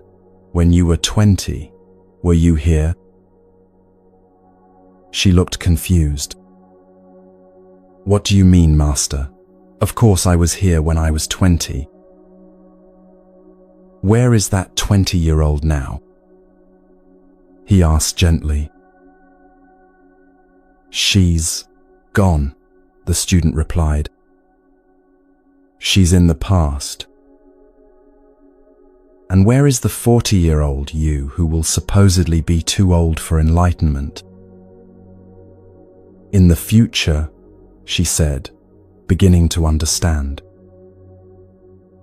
Then tell me, Joshu smiled, who is here right now to become enlightened? This exchange reveals something crucial about temporal suffering. We torture ourselves with stories about people who don't exist anymore, our past selves, or people who may never exist, our imagined future selves, while completely ignoring the only person who can actually experience awakening, the one who is here now. But let's go deeper into how this time-based thinking actually creates suffering. When you live in the future mentally, you're essentially saying that this moment is not enough, not worthy of your full attention, not the real moment of your life.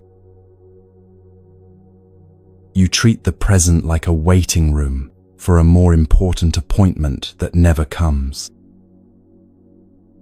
This creates a subtle but persistent sense of dissatisfaction that colors every experience. The Buddhist teaching of impermanence is often misunderstood as being about the passing of time, but it's actually pointing to something much more radical, the realization that there is no time in the way we usually think about it. There is only the eternal now, appearing to unfold in sequential moments, like frames in a movie creating the illusion of movement.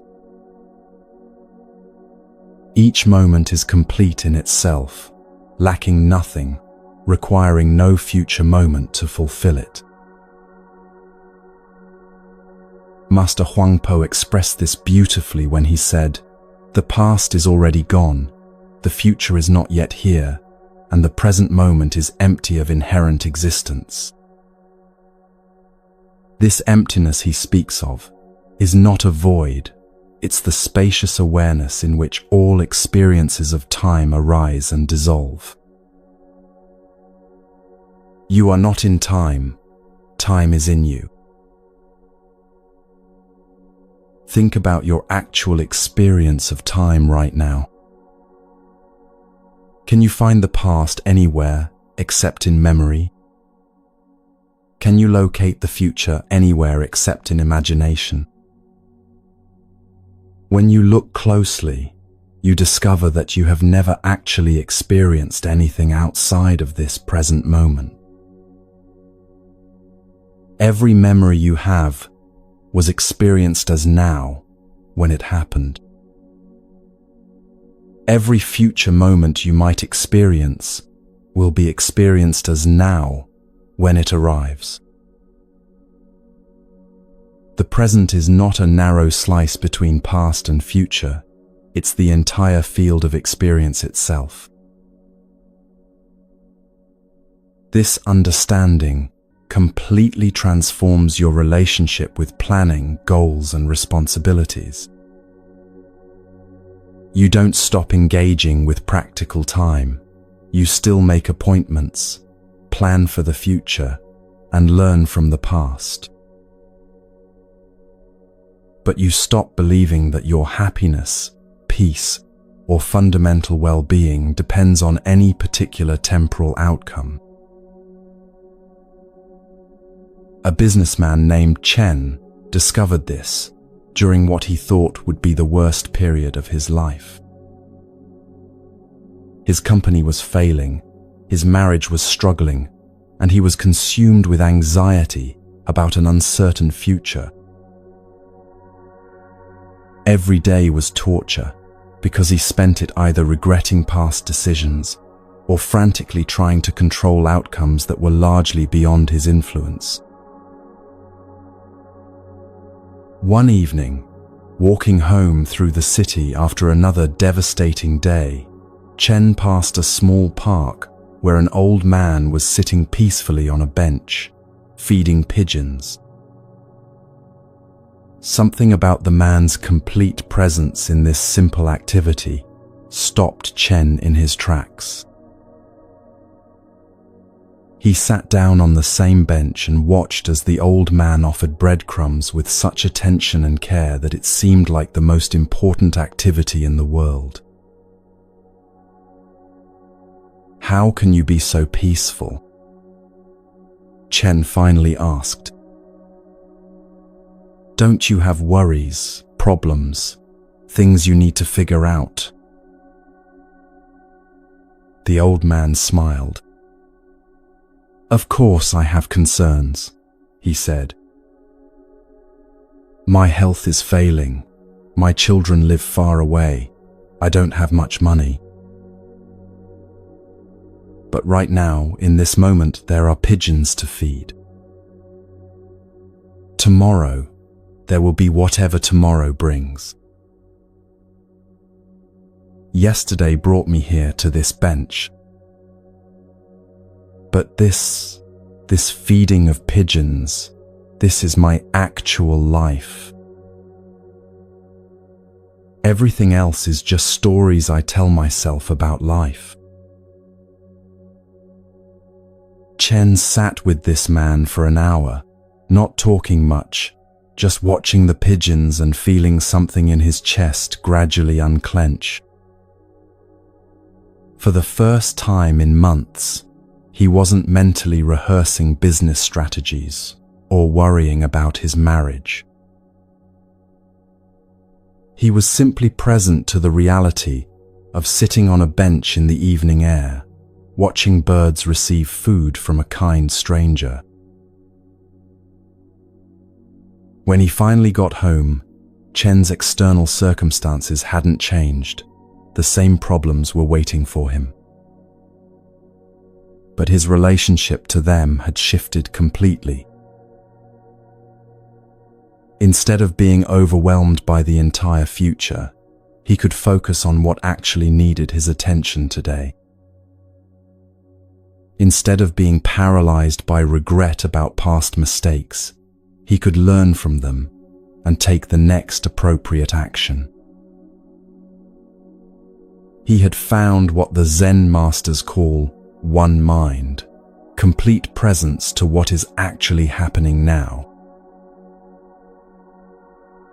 Over the following months, as Chen continued to practice returning to the present moment, something remarkable happened.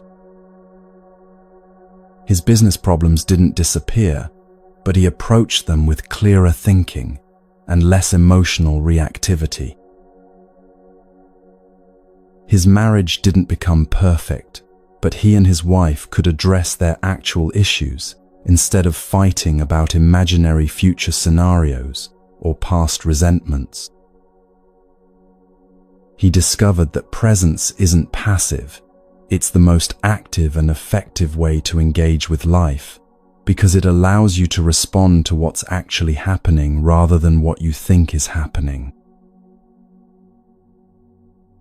The Buddha taught that temporal suffering comes from what he called becoming, the mental process of constantly projecting yourself into imaginary future states or clinging to past identities.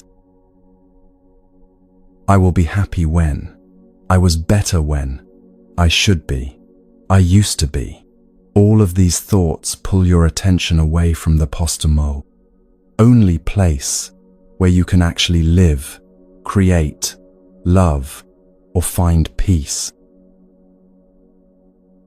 But there's something even more profound than learning to stay present, recognizing that you are presence itself. You are not a person having an experience of now. You are the eternal now temporarily appearing as a person. This realization doesn't come through thinking about it. It emerges through repeated returning to immediate experience without the overlay of temporal interpretation. Master Dogen, the founder of Soto Zen in Japan, spent his entire teaching career trying to convey this understanding. He called it being time, the recognition that existence and time are not separate phenomena but one seamless reality. Time is not separate from you, and as you are present, time does not go away, he taught. This isn't philosophical speculation. It's an invitation to discover your intimate relationship with the eternal present. Most spiritual seeking is actually a form of temporal suffering because it's based on the assumption that you are not enlightened now, but could become enlightened later. This creates what Zen calls seeking mind, the restless pursuit of a future state that prevents you from recognizing the awakeness that is already fully present. The Buddha's awakening wasn't about becoming someone different. It was about recognizing what had always been true, but had been obscured by mental constructions about time, self, and attainment. There's a famous Zen story about a student who spent years trying to achieve enlightenment through intensive practice. Every day, he would sit in meditation for hours, straining to reach some special state of consciousness. His teacher, Master Nansen, would often find him sitting with his face scrunched in concentration, obviously trying very hard to get somewhere other than where he was. One day, Nansen sat down beside his student and began vigorously polishing a tile with a cloth. The student, curious about this unusual activity, finally asked, "Master, what are you doing?" "I'm polishing this tile to make it into a mirror," Nansen replied, continuing to rub the tile with great effort. The student laughed. "Master, that's impossible. No amount of polishing can turn a tile into a mirror. And no amount of sitting can turn you into a Buddha," Nansen responded gently. "You already are Buddha, just as this tile already has its own perfect nature. Stop trying to become what you already are, and start being what you've never stopped being." This story points to one of the most liberating realizations possible. You don't need time to become awakened, because awakeness is your natural state right now. What needs time is the gradual dropping away of the beliefs and habits that obscure this recognition. But the dropping away itself happens now, the recognition happens now, and the peace you discover is the peace that has always been present but overlooked. Let's bring this understanding into your daily experience of time pressure and anxiety.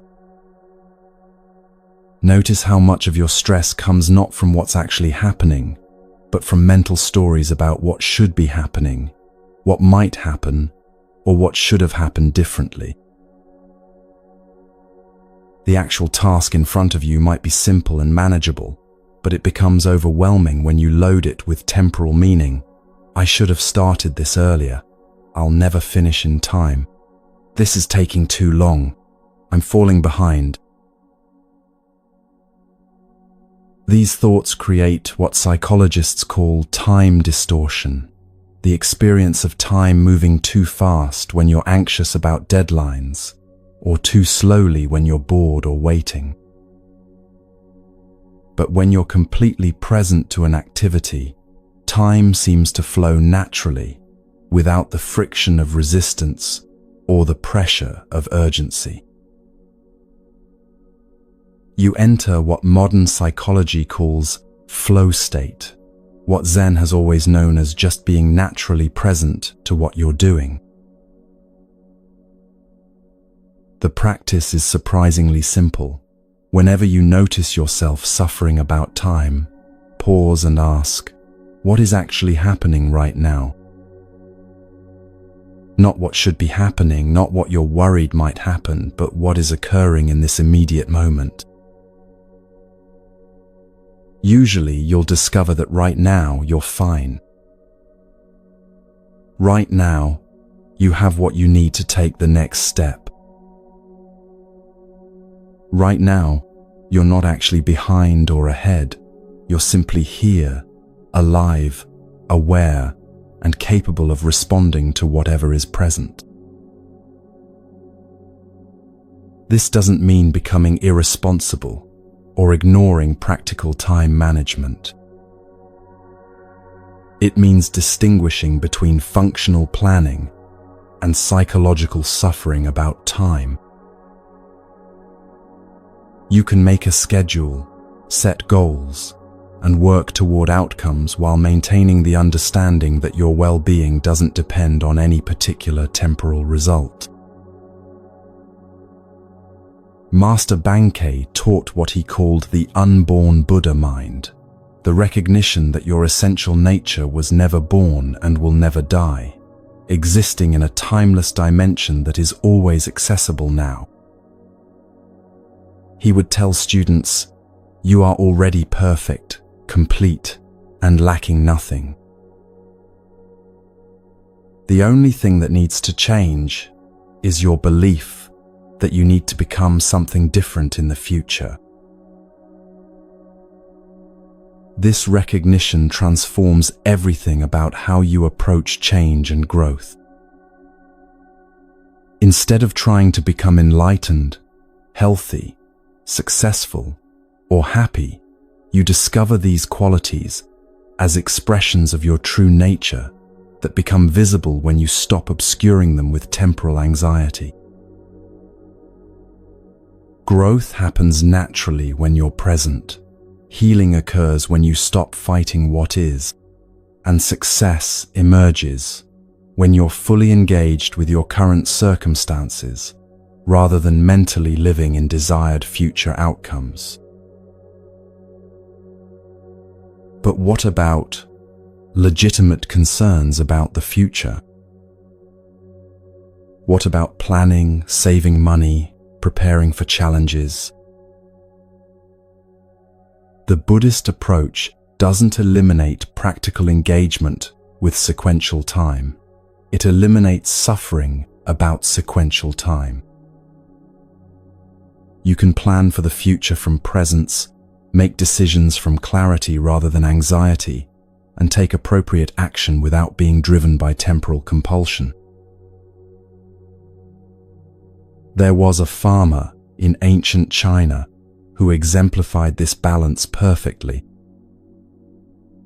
His neighbors would often comment on how peaceful he seemed despite facing the same seasonal challenges, weather uncertainties, and economic pressures that made them constantly anxious.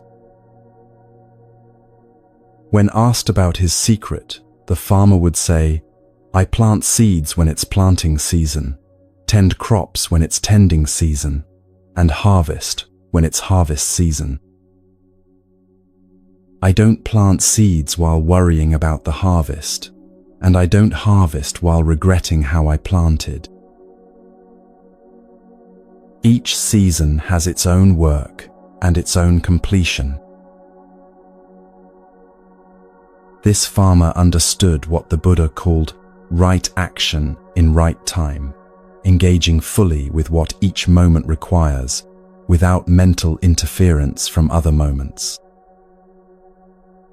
He could plan ahead without anxiety because his planning was based on practical wisdom rather than fearful projection.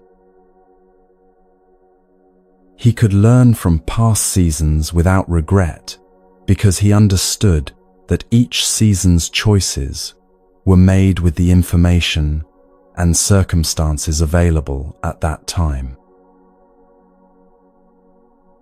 The deepest freedom from time anxiety comes with the recognition that you are not actually moving through time. Time is moving through you.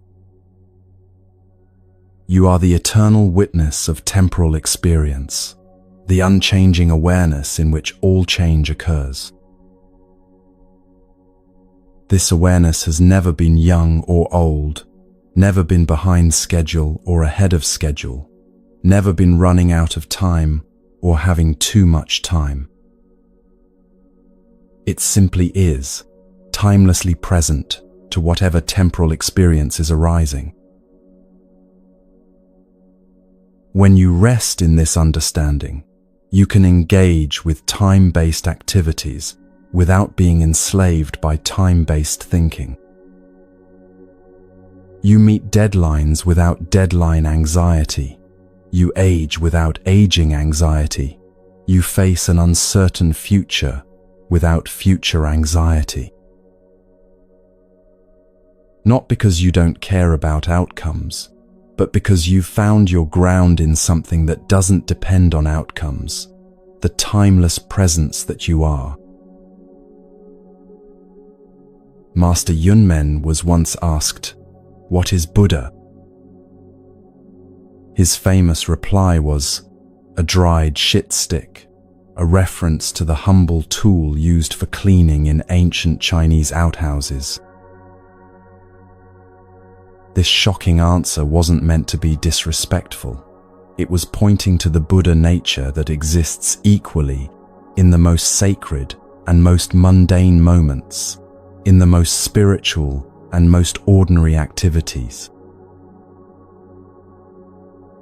Buddha nature doesn't exist in special times or peak experiences. It exists in every moment, including this one, right now. This teaching liberates you from what spiritual teachers call spiritual materialism, the belief that enlightenment is a special state you'll achieve in the future through accumulating enough meditation hours, insights, or practices. Enlightenment isn't something that happens to you. It's the recognition of what you are when you stop trying to become something else. As we continue deeper into this exploration of Buddhist wisdom, take a moment to notice what's actually happening right now. Not what you think about what's happening, not what it means for the future, not how it compares to the past, just the immediate reality of sounds, sensations, breath, awareness. This is your life. Not the story about your life, not the problems to be solved or goals to be achieved. This immediate aliveness is what you've been seeking all along. The Buddha's last words reportedly were, "All conditioned things pass away. Strive on with awareness." But this striving is not effort toward a future goal. It's the natural expression of awareness that is already complete, already whole, already free. It's the effortless effort of being fully present to whatever is arising, without the mental commentary that creates temporal suffering. Tomorrow, you'll have opportunities to practice this liberation from time's grip. When you notice yourself rushing, pause and ask where you're trying to get to that isn't here.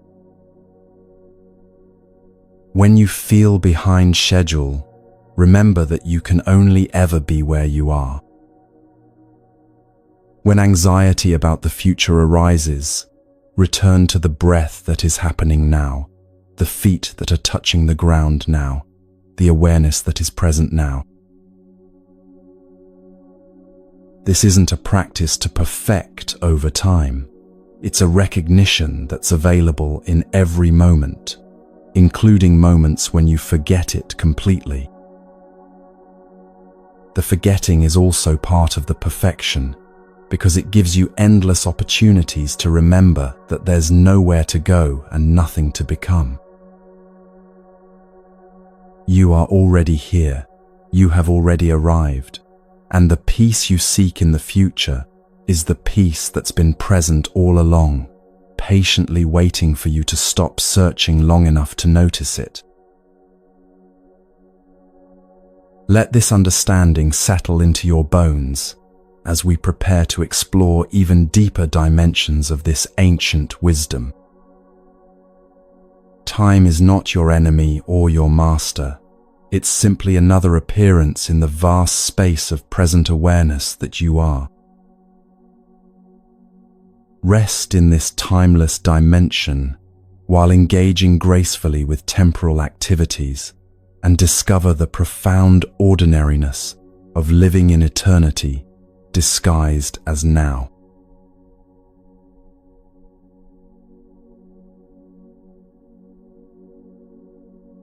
There's a love you've been searching for your entire life, and it has nothing to do with finding the right person, achieving the perfect relationship, or finally feeling worthy of affection. This love doesn't depend on being loved back, doesn't diminish when it's not reciprocated, and doesn't disappear when the object of your affection changes or leaves. It's the love that the Buddha discovered when he realized that the heart's natural state is not grasping or needing, but an unconditional warmth that flows freely toward all beings, simply because that's what love does when it's not twisted by fear. Most of what we call love is actually attachment wearing love's mask. Attachment says, "I love you because you make me feel good about myself."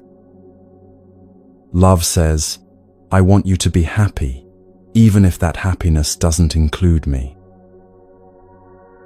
Attachment needs the other person to stay the same forever so it can feel secure. Love celebrates the other person's growth, even when that growth leads them away from us. Attachment is about getting. Love is about giving. Attachment creates suffering when it's threatened. Love creates joy simply by existing. Understanding this difference will change everything about how you approach relationships, but more importantly, it will transform your relationship with yourself. Because the same clinging, needing, and conditional acceptance you bring to others is the same energy you use to torture yourself with self-judgment, perfectionism, and the exhausting effort to become someone worthy of love. In the mountains of Tibet, there lived a nun named Ani Parchin, who spent 30 years caring for a leper colony. The people she served had been abandoned by their families, rejected by society, and were dying slow, painful deaths in complete isolation. Every day, Ani Parchin would clean their wounds, prepare their food, and sit with them as they faced their fears about death. Visitors to the colony were always struck by the joy that radiated from both the nun and the patients, not the forced cheerfulness of denial, but the deep contentment that comes from being truly seen and accepted exactly as you are.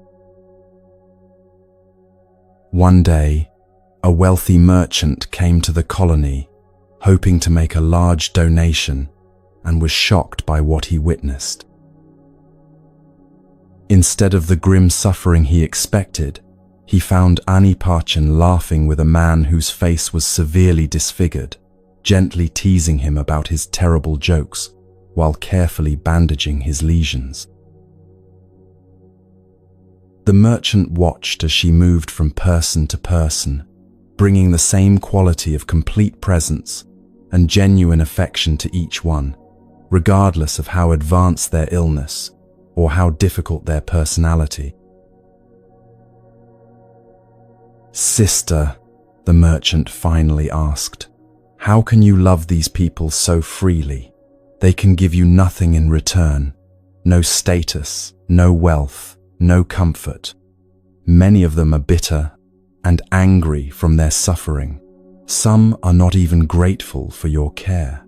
What sustains this love when there's nothing to be gained from it?" Arni Parchin smiled with such radiance that the merchant felt his heart crack open.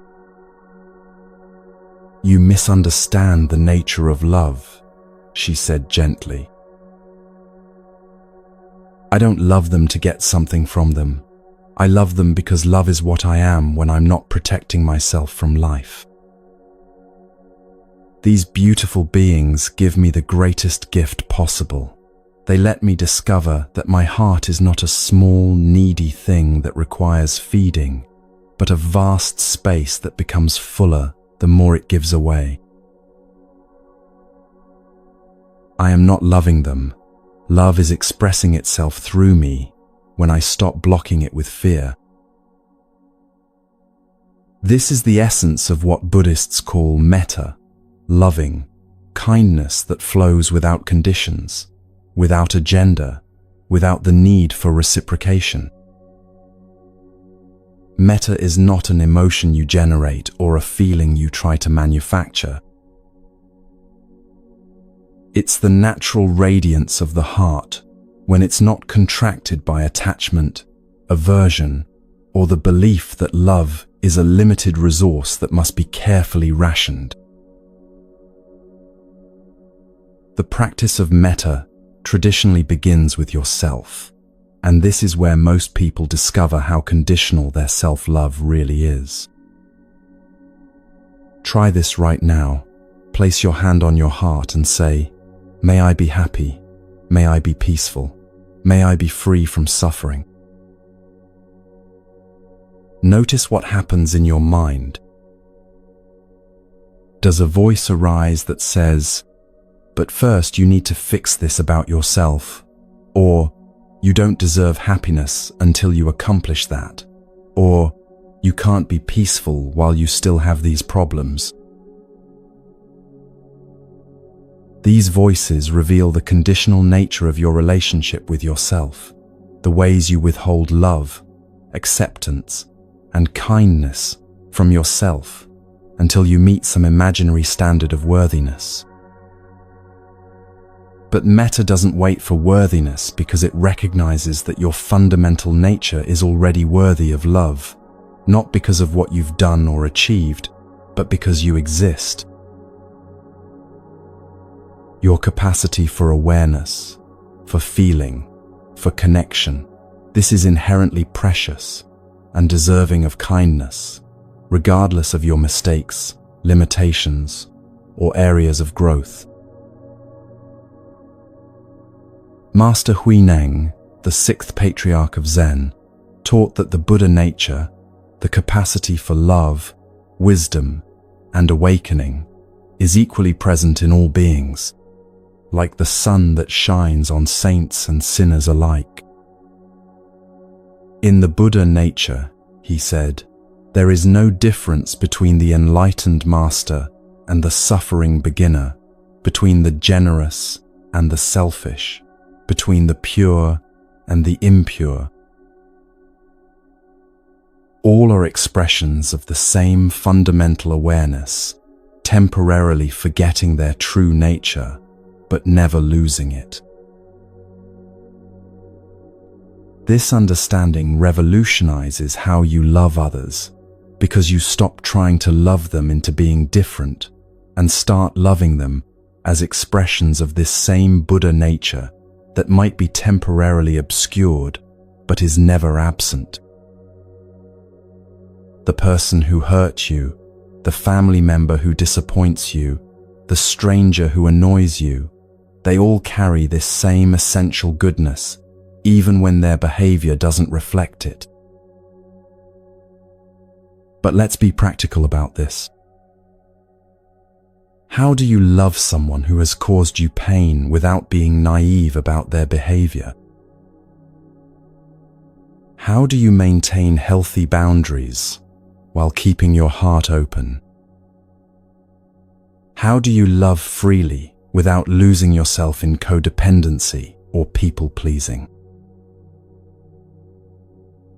There was a woman named Sarah whose adult son struggled with severe addiction.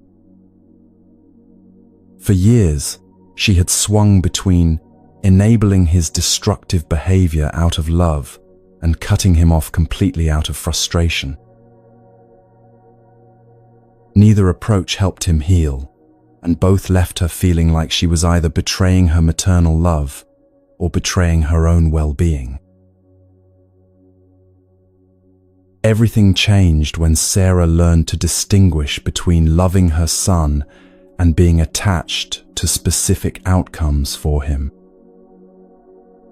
She realized that her love had actually been a mixture of genuine care and desperate need for him to be okay so she could feel like a good mother, need for him to get clean so she could stop worrying, need for him to appreciate her sacrifices so she could feel valued.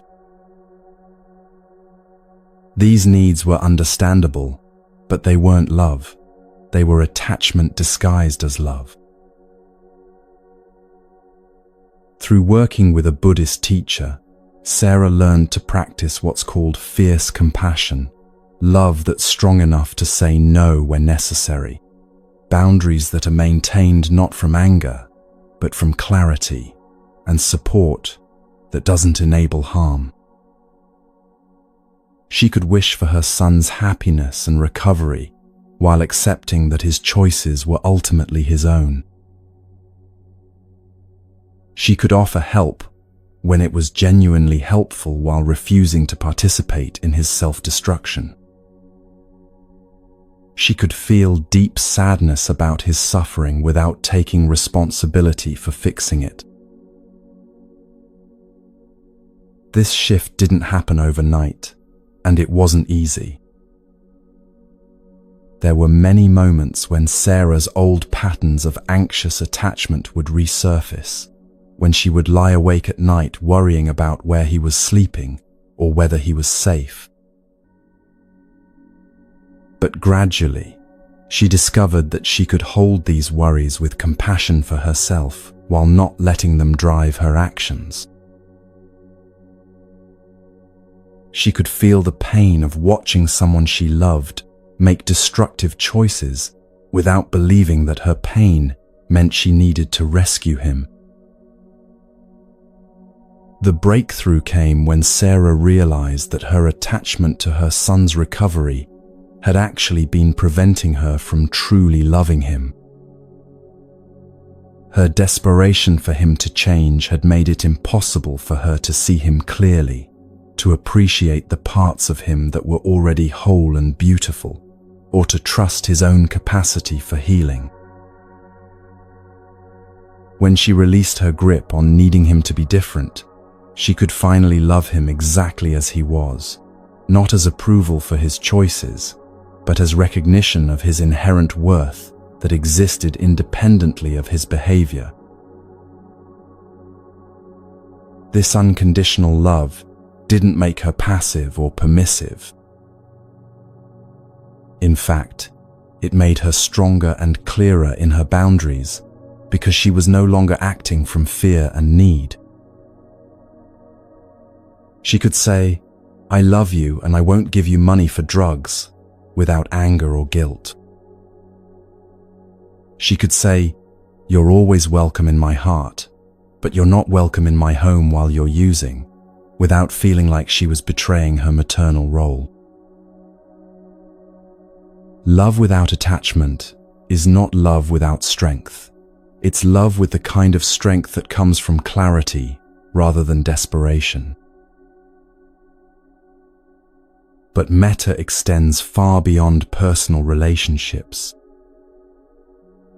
As the practice deepens, you begin to feel genuine care for people you've never met, for animals, for the earth itself, for existence as a whole. This isn't abstract philosophy. It's a lived experience of recognizing your fundamental interconnection with all life. The Buddha taught loving-kindness meditation as a specific practice for cultivating this unconditional love. It begins with offering metta to yourself. May I be happy. May I be healthy. May I be at peace. May I live with ease. Then you expand it to someone you love easily, then to a neutral person, then to someone difficult, and finally to all beings everywhere. But this isn't just a meditation technique. It's training for how to live in the world with an open heart. Master Shantideva, the great Buddhist teacher, wrote, "All the joy the world contains has come through wishing happiness for others. All the misery the world contains has come through wanting pleasure for oneself." This isn't moral preaching. It's pointing to a practical truth about how the heart works.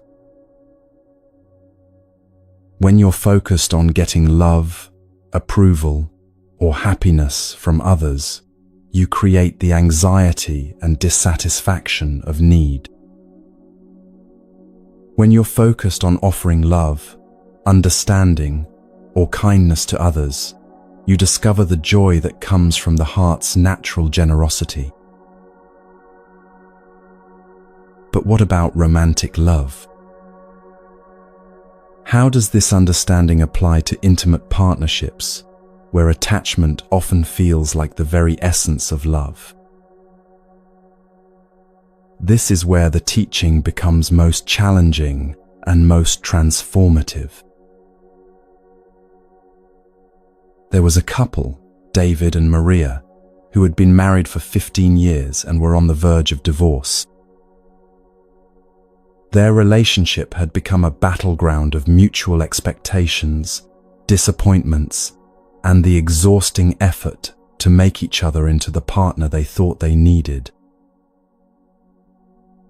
David wanted Maria to be more organized and decisive. Maria wanted David to be more emotionally expressive and romantic. Both were convinced that they would be happy if only the other person would change. In desperation, they attended a retreat on Buddhist approaches to relationships. The teacher, an elderly monk who had counseled couples for decades, listened to their complaints and then asked a simple question. Which of you is willing to love the person sitting beside you exactly as they are right now, without needing them to be different? Both David and Maria immediately protested. But if I accept him exactly as he is, he'll never grow or change, Maria said. If I stop expecting her to be more organized, our whole life will fall apart, David added. They couldn't see that their constant pressure for change was actually preventing the natural growth that occurs when people feel truly accepted. The monk smiled gently. You have been trying to love each other conditionally for 15 years. How has that worked? The question hung in the air as both partners recognized the futility of their approach. Their conditional love had created a relationship where both people felt constantly judged, never quite good enough, and defensive about their authentic selves. Over the course of the retreat, David and Maria learned to distinguish between loving each other and being attached to each other. Love wanted the other person to be genuinely happy, even if that happiness looked different from what they had imagined. Attachment wanted the other person to fulfill specific roles and expectations that would make them feel secure. Love was spacious enough to allow growth and change, Attachment tried to freeze the other person in place. Love brought out the best in both partners. Attachment brought out defensiveness and resentment. The transformation didn't happen immediately. There were many moments when old patterns of expectation and control would resurface.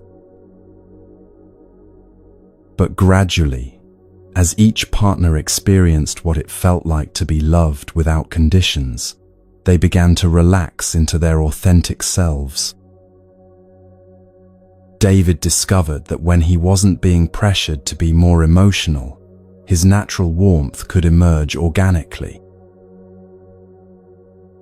Maria found that when she wasn't being criticized for her spontaneous nature, she actually enjoyed bringing more structure to their shared life. They learned that unconditional love doesn't prevent growth. It creates the safety and acceptance that makes genuine growth possible. When you're not constantly defending yourself against judgment, you have energy available for actually changing the things about yourself that you want to change. When you're not trying to manage someone else's opinion of you, you can focus on becoming more authentically yourself. But perhaps the most profound discovery was that loving without attachment actually deepened their intimacy rather than threatening it. When neither partner was trying to possess or control the other, they could meet as two free beings, choosing to share their lives, rather than two needy people, using each other to fill internal voids. Their love became a gift they offered each other, rather than a debt they demanded from each other.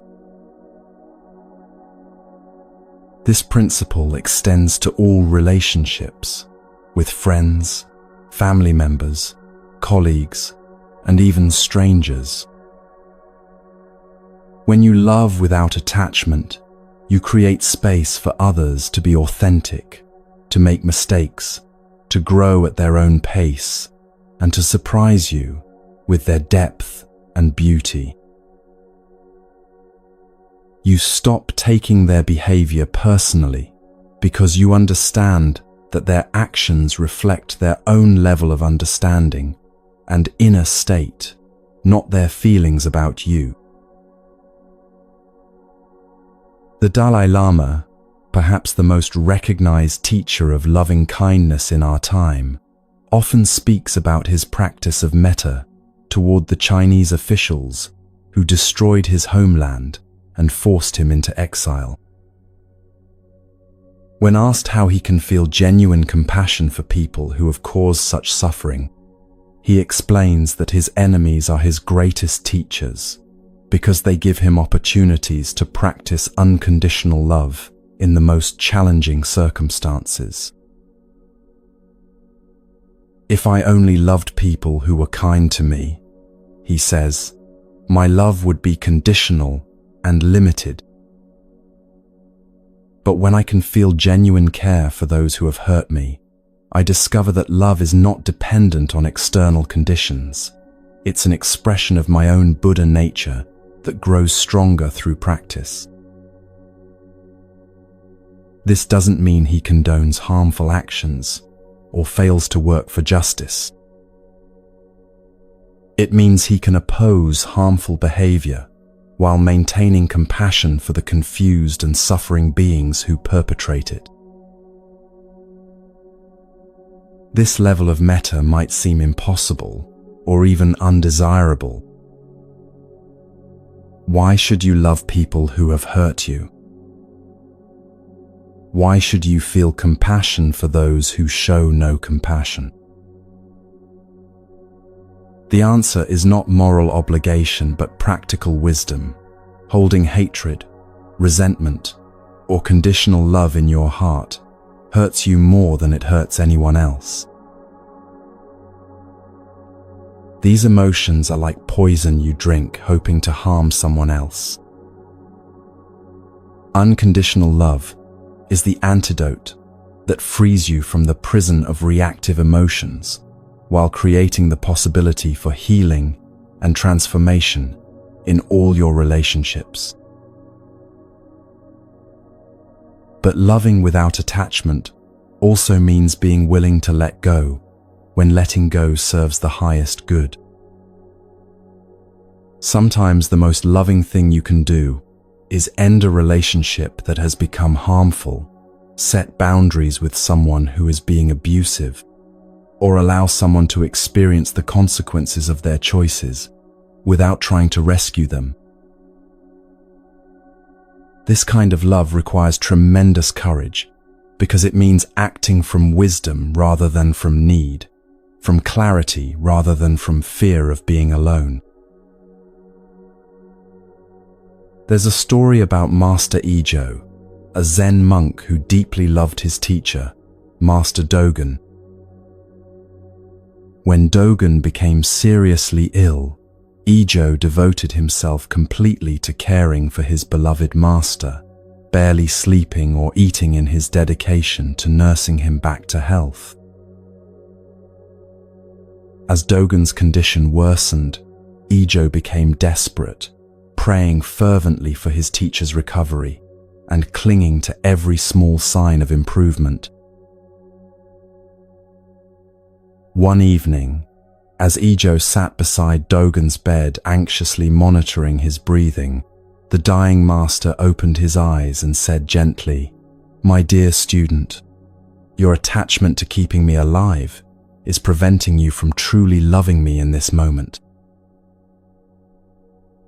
Can you love me enough to let me die peacefully?" These words shattered Ijo's heart, not with despair but with understanding. He realized that his desperate clinging to his teacher's life was actually a form of selfishness, born from his own need rather than from care for his master's well-being. In that moment, Ijo's love transformed from attachment to pure metta. He could feel profound gratitude for all the years of teaching he had received, deep sadness at the approaching loss, and complete acceptance of the natural process of death. Dogen died peacefully that night, and Ijo reported that he had never felt more connected to his teacher than in that moment of complete letting go. "I discovered," he later said, "that love doesn't disappear when you stop clinging. It becomes infinite. When I released my grip on keeping him with me, I found that his essence was already inseparable from my own heart." This is the ultimate freedom that comes from loving without chains. You discover that what you've been seeking in others, the sense of being whole, worthy, and at peace, was never dependent on their presence, behavior, or feelings toward you. It's your own fundamental nature, temporarily obscured by the belief that love is something you get rather than something you are. As you practice metta in your daily life, you might notice that it feels unnatural or even frightening at first. Your mind, conditioned to protect itself through judgment, comparison, and conditional acceptance, might resist the vulnerability of loving without guarantees. This resistance is normal and even sacred. It shows you exactly where your heart has been defended and gives you opportunities to practice courage. Start small. Begin with offering genuine kindness to yourself when you make mistakes, to your pets who love you unconditionally anyway, to strangers in line at the grocery store who have nothing to do with your personal dramas. Notice how it feels to wish someone well without needing anything from them in return. Pay attention to the lightness that comes when you're not monitoring whether your love is being reciprocated or appreciated.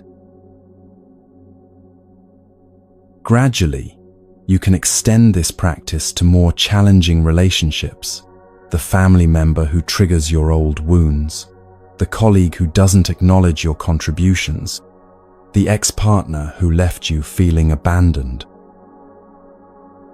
This doesn't mean accepting harmful behavior or pretending that everything is fine. It means recognizing that your well-being and inner peace don't depend on these people changing, apologizing, or loving you back. The Buddha taught that metta is both the path and the destination.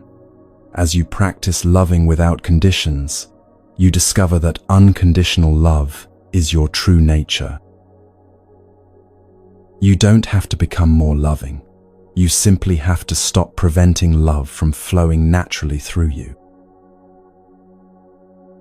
Every moment of choosing compassion over judgment, acceptance over control, generosity over grasping, is a moment of returning to who you really are beneath all the protective strategies you've developed.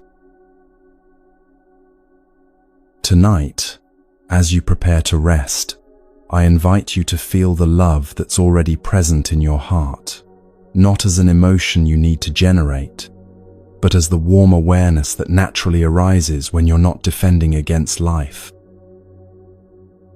This love extends to every being who, like you, is seeking happiness and trying to avoid suffering in the only ways they know how.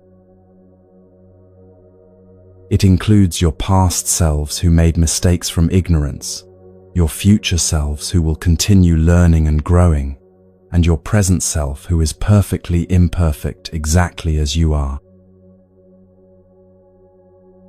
You don't need to wait until you're more enlightened, more healed, or more worthy to love and be loved without conditions. The love you've been seeking everywhere else has been patiently waiting in your own heart all along, ready to flow freely the moment you stop trying to earn it, control it, or make it dependent on external circumstances. This is your birthright, your true nature, and the source of the deepest joy possible, not because you've found the perfect person or situation to love, but because you've discovered that you are love itself, temporarily playing at being a separate person, learning how to give and receive what you've never actually lacked. Rest in this knowing as we prepare for the final part of our journey together. Let your heart be as spacious as the sky, as warm as sunlight, as generous as the ocean that gives and receives all rivers without being diminished or overwhelmed. This is the love that needs no chains because it recognizes no separation, the love that asks for nothing because it lacks nothing, the love that transforms everything simply by being what it has always been, the very essence of your awakened heart.